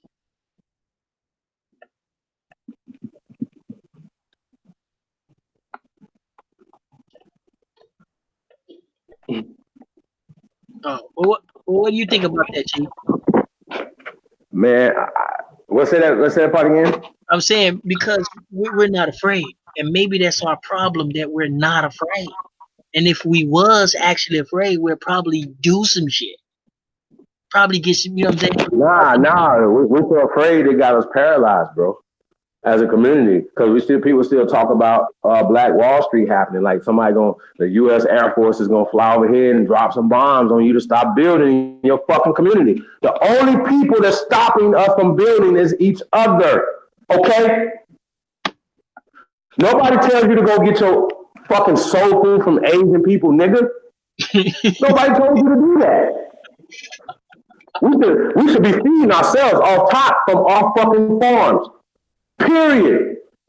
So guess what? The Nation of Islam got farms or whatever. So yeah, we should keep the money circulating to all black farms and stuff like that or whatever. That's gotta happen. Let's okay. That's already happening in this community. And I'm not saying that things are not happening in the Pan-African community or whatever, but when you're putting so much spiritual capital and so much of your capital, like a hotel in Ghana, we're not going to Ghana for a hotel. I can guarantee you, Professor James Smalls, if you'd had that hotel here, we went to it. As Aborigines, I done came in that bitch with my feathers, walking like George Jefferson in this bitch. What's up? What's happening? What's up, cuz? What's up, bud? Fuck you on. Can't wait to get out to New York with my fellas, man. It's going down, y'all.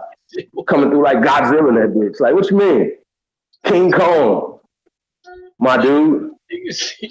They went to fuck up. Wow. Sweet baby Jesus. I put on Sweet baby Jesus. I promise. Y'all ain't never seen this before. Yeah. Yeah, never. I'm telling you, never seen it before. Yeah, because there's definitely some fear there. It's definitely some fear. It's a wild ass Indian right here. Yes. Yeah, it's definitely some fear. I fuck with wallows, nigga. That's what we fuck with out here. We don't fuck with kittens. Okay? Yeah.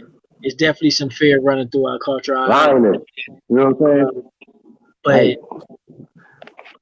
shout out to all the empresses out there, man. Peace and love to y'all, man. I know some mothers out there that even got Father's Day gift, man. Shout out to all the mothers that do the father's job too, man. We definitely honor and love all the single mothers out there, man. Love and hugs and kisses. Wow, love you.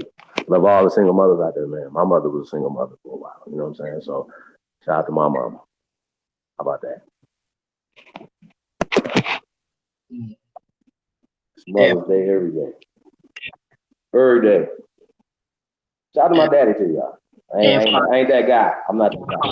Don't be I'm scared. not that guy, y'all. Yeah, don't Shout be out scared. to my daddy, man. Yeah. Oh no, it's definitely some fear out there in the community too. Definitely some fear out there. Yeah, it's definitely some fear out there, but I don't know how to deal with that. You don't want to take no fear or advice from me, but some people don't have some of us is born the capacity not. You say what? Don't take the fear away? No, I'm saying you say do not take the fear away? No, I said you don't want to take fear advice from me. But what I did say is some of us is born with the capacity to not having. You know what I'm saying? Some of us don't have the capabilities to.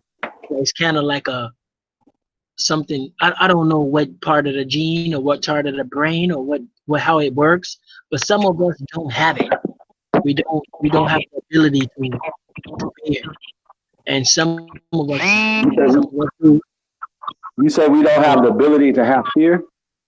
Some people are born like that. Some people are born with the ability not to fear, to have that type of fear. You know what I'm saying? I don't know what type of fear you're talking about. Like, you know, like I don't like roller coasters. You know? I don't like snow.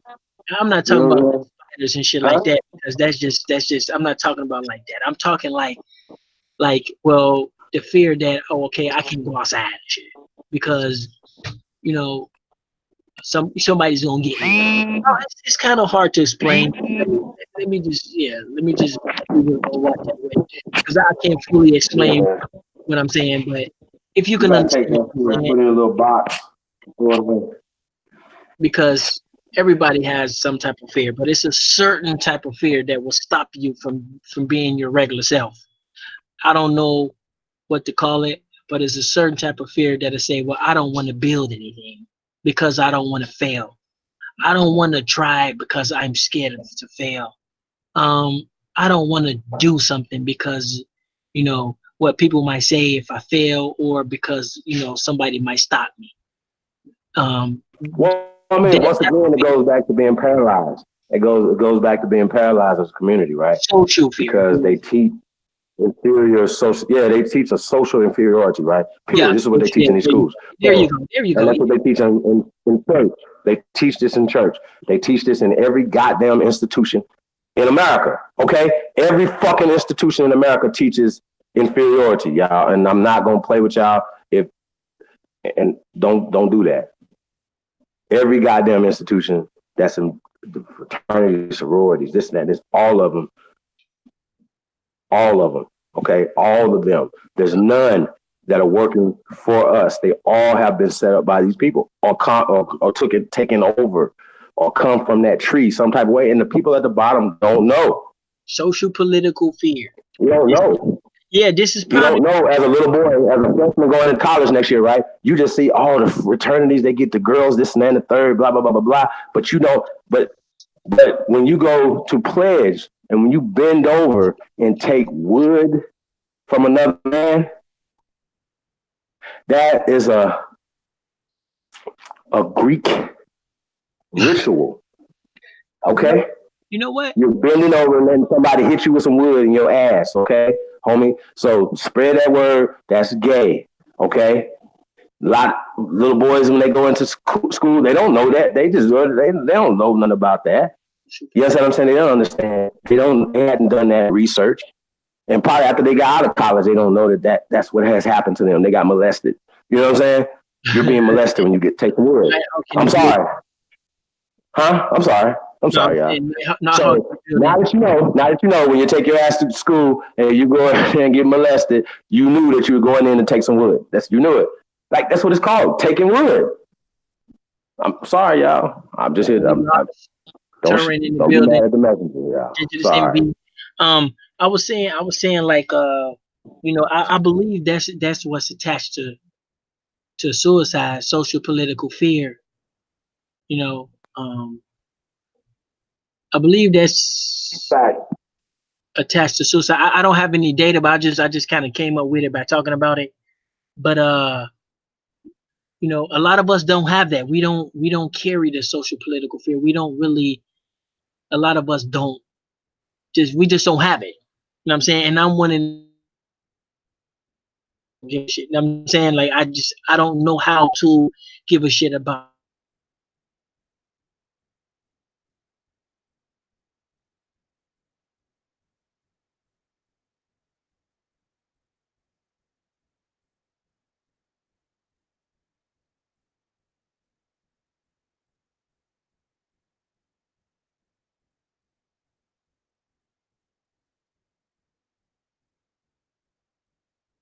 What'd you say, Ty?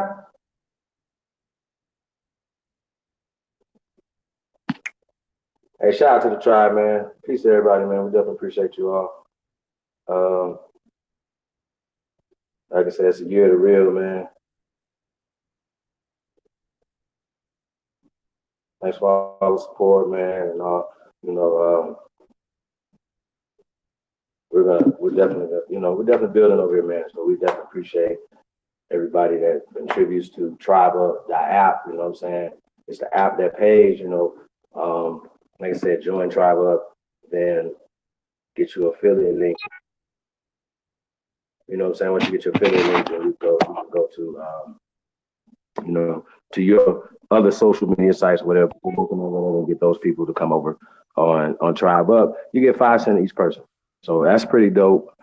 Like I said, Tribeup came in the door hiring people. Like we hired somebody the first day that Tribeup was in existence. So we coming up on a year. That's how this works. So Tribeup.app came in hiring people. Okay, so that's work. So some people say, well, what are y'all doing? Well, how many people have you hired? How many businesses did you start in the past year? See how that works? If it's 0, you really need to shut the fuck up. If it's 1, I think that's dope. See how that works? Like 1, that's something, right? That's dope. Yeah. You know what I can't stand? I can't stand when people. So I don't measure how many. It's 3 to 10. Like, nah, 1 is moving in the right direction, y'all, and you get a salute for that. So that's how I move, y'all. You know what I'm saying? And we're trying to figure out how to empower thousands of us at the same time. By pushing the fucking button, like, boop. Instantaneous empowerment people can come work with us. You can work from home instead of commuting somewhere, whatever, to work somewhere else for somebody else. You can work from home, help build your own family business or whatever. So these are the things, these are solutions that really can happen, right? Shout out to Chief Williamina when she talks about a call center, right? Now, she got people in Georgia, but call centers can be remote from wherever you from, wherever you at. So that's being worked on. And guess where I got that information from? From the Dagger Squad. Shout out to Miss Monica Lamb. She works in government contracts and stuff like that or whatever. So I heard that a couple of years ago and I was like, that was dope. You know what I'm saying? I had to salute him for that. So shout out to Garfield and for that, bro. Like, you know, there's no hate on nothing that's dope. You know what I'm saying? Something that's right now practical solutions. Things that we can feed our families with right now. That's what works. So start your own call centers. It's dope. Yeah. Text centers. When you're texting, you don't even have to. You just on your cell phone texting.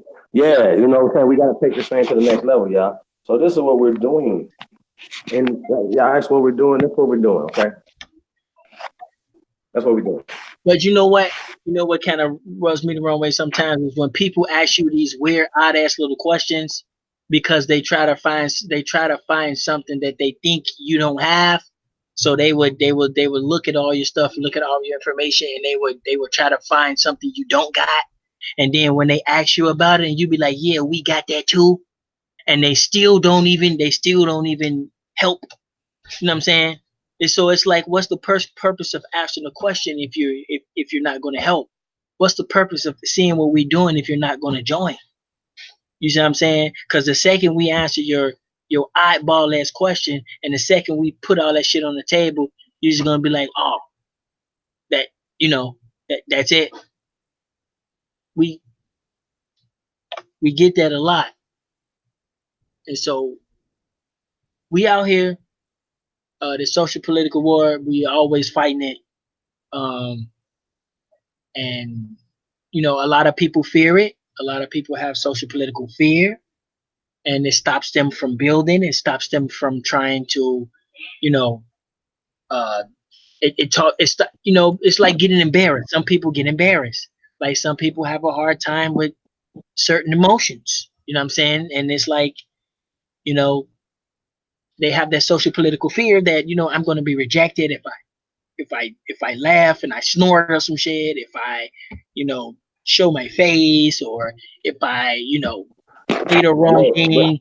Like they have this social political fear. So you think other people put their fears off on other people though? You think people put their fears off on other people? Like, you don't want to run for president, they're gonna kill you. We heard that when Obama was running for president. You know what I'm saying? And I'm just using that as an example. Like, president's not the highest symbol or status, that you could be. Well, I can't really attack nobody's fear. Because they fear, they fear is there for a reason. So I can't really, like attack it. But I can say is that, if you do have that fear, try not to rub it off on everybody. Just try not to make everybody have it too. You know what I'm saying? Like if you fear something and you bring it to our attention, okay, you guys, if you guys build that, build that network, there's a chance that, white people are going to be pissed and they're going to burn it down. Okay, well, I mean, first off, didn't you think we thought about that? Second of all, Second off, if they do, then we're going to build it again, goddammit. Like, what's the deal? You know what I'm saying? We're just going to build it better. Right. Motherfucker, we got insurance, nigga. Hey, but not only that, though, how about this right here? How about this? We understand the mistakes of the past, right? Remember, if I was a time traveler, motherfucker, I would have went back in time to 1920, you know what I'm saying, 1890 or something, you know what I'm talking about? What I was saying, I've been a composer or whatever, like, yo, building troops, building surface to air situations, y'all dig what I'm saying? And we would have built up. We'd have still had Oklahoma right now. Y'all see how this works? Right. You the guys big on security, right? But the thing is that we'd have been secured up. We'd have been secured up in all these towns, Detroit, and there's hundreds of towns were taken over. They talk about the bloody summer and all these other things in New York, stuff like that. Whatever. Nah, like we should have we ain't been, the same. you We know what ain't I'm the saying, getting same, our bro. shit together, We're getting our not the shit same together, and stay at them churches and build more armory. You understand? right. I'm not playing with y'all. We got all these banks and stuff like that. Like everybody gonna come rob them. Like Jesse James and they gonna come rob you niggas. Yes, they're gonna come rob us. So we would have to have our own stuff, man. And we had actually the lawmen were us. You know what I'm saying? In these towns. So big business did come through, whatever, with bandits and people like that or whatever, and murdered a lot of our sheriffs and people like that or whatever in these towns. Just facts. Yeah. But I It was think people do terrorism, that man. It was because taking over land, taking over I think people territories, do huh? that is because they just wanna it's like a it's like a bat signal. They want to put off a bat signal like you know um we shouldn't build nothing. We should just stay content. You know what I'm saying? And so they want other people to agree. You know what I'm saying? They want to bring other people over to how they feel. You know what I'm saying? But I can't knock people's fears. If that's what you fear, you know what I'm saying? I'm not gonna shit on you and say you dumb and ignorant, but some of us are not built that way. Everybody is not built to have social political fear. Some people just don't give a shit. You know what I'm saying? They don't care. And What is there to so care about? We because you're have the probably one of those social. people who don't have it. So I can't explain it. I don't have it either. I don't have social political fear. Um, I, I feel fucking practical shit like a goddamn alligator in my basement or some shit like that. You know what I'm saying? I fear like shit like that. I don't have a social political fear as if my social political settings, I'm going to get, you know, mauled on the internet or disrespected or some shit like you know what I'm saying? I got beat up by an 11-year-old or some shit like so the fuck what? You know what I'm saying? Like I don't give a shit about social political uh shit like that because it's not real. It's social political. It's not real unless you make it real. But I don't knock anybody's fears. If you have a social political fear where you feel embarrassment, where you fear social political things, you have that for a reason. But Right. don't make everybody, you know what I'm saying? Don't make everybody like don't make us all, you know what I'm saying? Don't try to make me have one. You know what I'm saying? And a young Yo, so here's the thing though, right? Here's the thing though, bro. Like we had Dr. You know what, like man, when I seen like Dr. John Henry Clark Yao, so fearless, he was blind. Somebody could have just came up and punched him upside his head. He was blind. He didn't have no fear. You understand what I'm saying? Like we have to be men, yo. Like we got to speak truth to power at all times. You know what I'm saying? I remember the debate. Well, it wasn't even a debate. That's when he told Mary Lefkowitz, I'm going to debate my equals. All others I teach. You know what I'm saying? ROC So shout out to Dr. John Henry Clark. I call him Paul. You know what I'm saying? Now, I'm not saying he got everything right by no stretch of imagination, but I'm not holding them accountable for this because I know that those are our ancestors and they would be proud of us. Y'all get what I'm saying? Proud of the work that we're doing. Dr. Ivan Van Sertima will be proud, yo. Us taking the work to the next level. Maybe the things that they didn't have the freedom or the information that we even have these days. Y'all understand what I'm saying? That the science, the things that came out, these things wasn't out with then. When Dr. Ivan Van Sertima was working, Louisiana wasn't out then. They hadn't found her when he wrote They Came Before Columbus in 1977. Come on, man. Get this shit right. Y'all tripping. So they say Scarface running for city councilman, right? I do think a lot of us got like this mindset as if like no, never mind. I'll say that later. But yeah, we're gonna go ahead and hang it up, man. I'm gonna go to the crib. I'm gonna shut down. If it keep going, it keep going. If it shut off, it shut off. I don't know what it's gonna do, but we can just shut down, then we'll come back.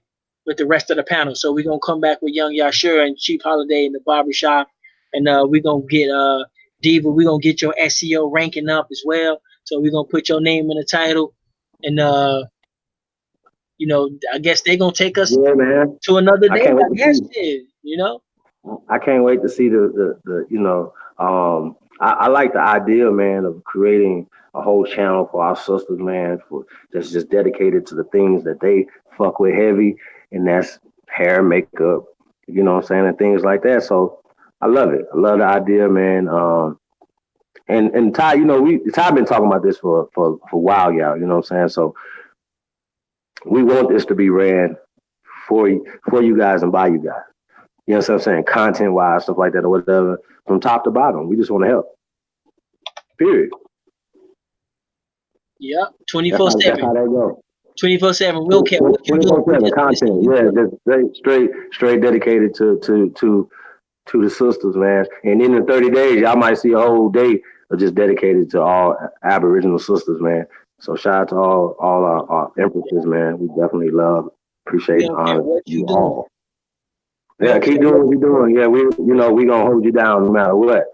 You know what I'm saying? Y'all come in and cuss us out, we gonna say yes, ma'am, and work harder. See how that work?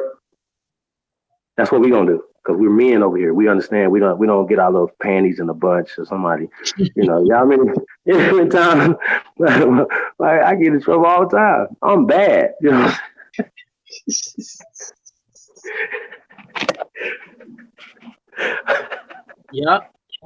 So So yeah, so y'all sisters I'm need to used come up with to a it. name for the channel. Y'all need to come. So Y'all need to come up so with a name for Okay, if the y'all y'all channel. can want y'all the hear me truth, now? man, yeah, we can hear you now, sis. Oh, we can hear you now. Cause I'm still here. I'm just, Well, got my yeah, hands full.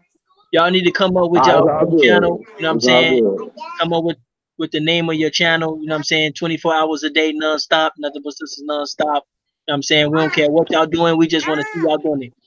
Okay. Just Yeah, man. It's gonna be dope, man. It's gonna be dope. It's gonna be dope, dope, dope. You know what I'm saying? Just straight, content, what I'm saying, things that you guys rock with. Um Let me ask you a question, Diva. The Real Housewives of Atlanta, Little Women of Atlanta, Love and Hip Hop, and all that type of stuff, right? They're putting out negative imagery of our sisters. Is that art imitating life, or is that life imitating art? What is that, sis? I think it's well. I don't really watch it, but it's fake. It's fake. I think all that is scripted. But you gotta understand where I'm coming from. I'm coming from an old head, so it just really don't interest me like that. You know what I'm saying? Absolutely. Because I wonder would a hit show be like showing sisters like like you guys are building, working together, being, what I'm saying, matriarchal, you know what I'm saying, and being loving and caring and nurturing and building and showing a different that. Would that be a hit show? Do you think that would be a hit show, sis? I believe it could be a hit show. I would think the people that are in control would not want that type of show.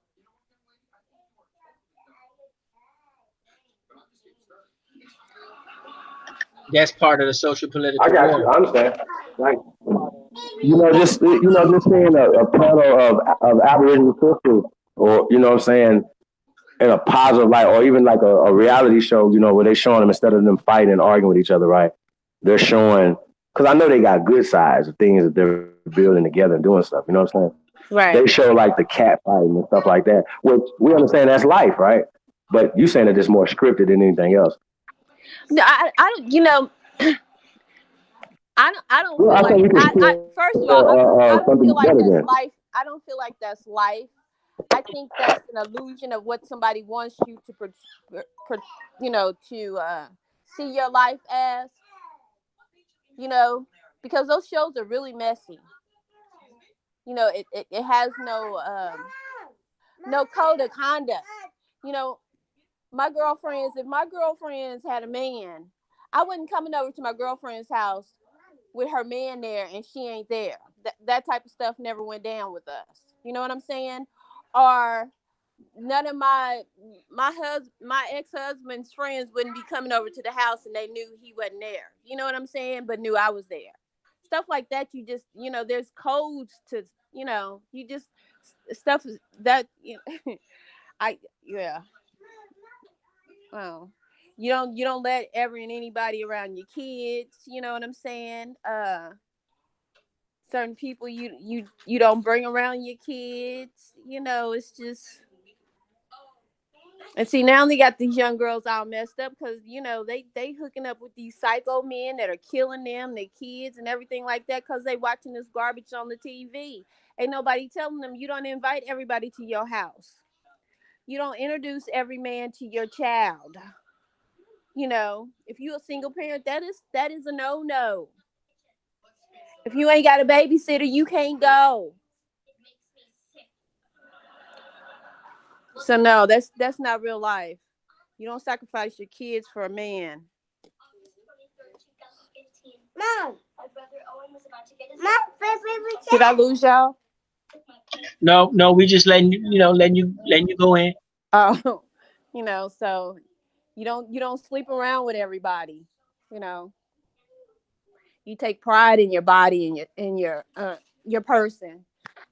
Those shows they don't teach them how to take pride in themselves, how have high self-esteem and standards for yourself. It's just a free for all. So no, that ain't my interest.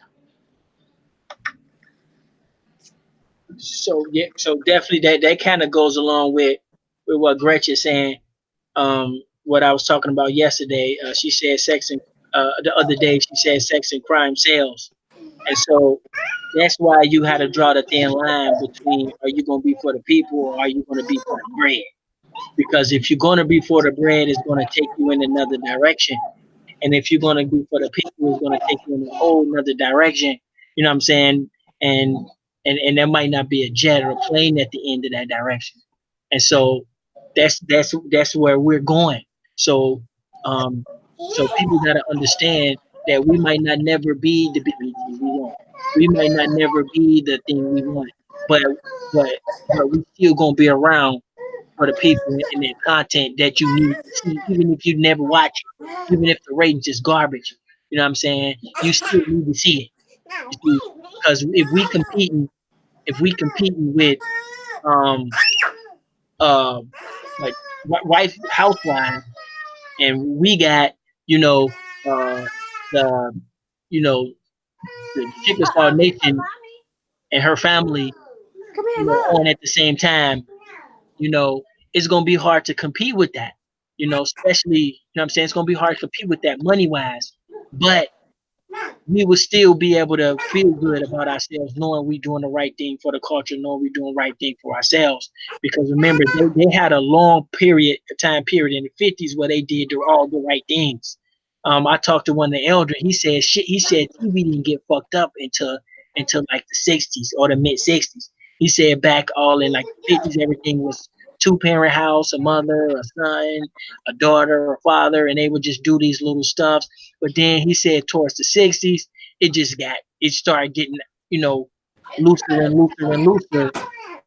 Well, You that's know, because they started introducing those. That's going through the phases of the butterfly and those psychedelic drugs and everything during the '60s. okay. They was So trying to tear up the young people early in the game. right. But they did have that time period where it was actually wholesome for them. You know what I'm saying? And even and they still got some of those shows out there that was wholesome for them here and there. They have them out there, but it's so much junk surrounding it that the junk is where the bread's at, and we know they about bread. So Yeah, but see, most of that is marketed towards 13 and 15 and 18-year olds. yeah, People in 50s, we ain't watching that. I ain't watching that. I'm not watching Love and Hip Hop and Atlanta Housewives and all that other kind of stuff. Uh-uh. What would you watch? MPD Blues or something like that, or Well, the crime shows? Judge Judy. You on Judge Judy? no, no. I'm really not big on TV. Judge Joe Brown. You get your Joe Brown on, right? No. Oh, okay. That's what my mama be watching. She watch those judge shows. Mm-mm. Oh, okay. But yeah, yeah. But it's a lot. That's even that's kind of that's drama. It's drama. Judge Joe Mm-hmm. Brown. You know, it's drama, but they masters at it. You know what I'm saying? They masters at it. Um, but it's gonna be hard for us because we're not. We can't. We can't be about bread and about the people at the same time. Somewhere along the line, you're gonna have to make a decision. There's gonna be a right and a left lane, and so we're choosing to go to the right of the people, and so people need to be able to respect that. Because if me and Chief just want to do, and just say we just do a bunch of hip hop, bunch of garbage, a bunch of bullshit, and man, our success rate will go through the roof. You know what I'm saying? Everybody know that, but we said, hold up, no, you need some women, Yeah, but you see, men. you know what though? The whole point is at the end of the day, who do they end up following? They follow us, regardless if it's garbage, if it's wholesome. They follow us. Who did they love back in the '60s and the '70s? They loved the hell out of Bill Cosby. You know what I'm saying? They follow us. We have to make the changes. We got to forget about what they doing, because when you do it right, everything follows right. When you Yeah, got a bunch of sick people out here that have no direction, ain't trying to get directed, they gonna follow garbage. yeah. So we looking for show writers. You know what I'm saying? Anybody out there write shows, write plays. You know what I'm saying? We need all that. We need all that. You know what I'm saying? The sisters have their We own got movies, network. we got independent movies coming. We got Yeah. film directors, independent Aboriginal filmmakers, independent films, stuff like that, or whatever. So if you got ideas, stuff like that, or whatever, there's resources, there's things in place. You know, you might just have a great ass script, great ass idea. No, don't know camera people and stuff. You see what I'm saying? Right. So there's things, in place. You know what I'm saying? Sign So up. yeah, yeah, Sign man. up to that link right there. Sign up. You know what I'm saying? Sisters gonna have their own Exactly. 24-hour network, 100% owned and operated by them. You know what I'm So saying? just keep this in mind. Every time we go live, that's we're offering solutions. But Right. I like that and everything, but I think with everything there needs we have to we have to have codes of honor. We can't be Fact. on these shows, disrespecting each other, getting mad, because that's negative energy. If we're gonna set the platform, it's got to be positive all the way around. Because in reality, in our nature, we are peaceful, loving people. But we've been bombarded by all this struggle genes and crabs in the barrel mentality. We've been taught all this stuff, so we have to unteach it. We have to teach how to communicate, teach how to be able to take criticism and not feel like somebody's trying to put you down, but somebody's trying to help you get to the next level.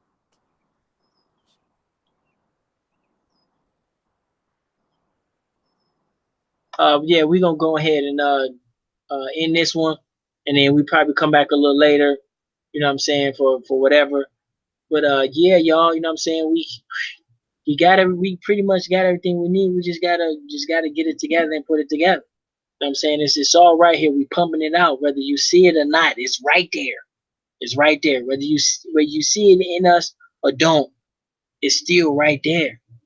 And this social political war, I mean, it's a war you can't win. You're never going to win it because soon we get somewhere there's going to be some people saying something else.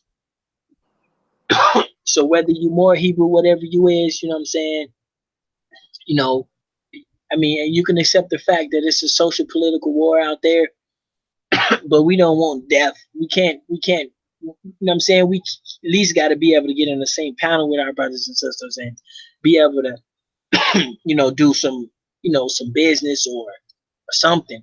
Now, maybe I'm just not in the loop on that, but that's just how I see it. And I'm going to let you guys go ahead and take us out, kind of.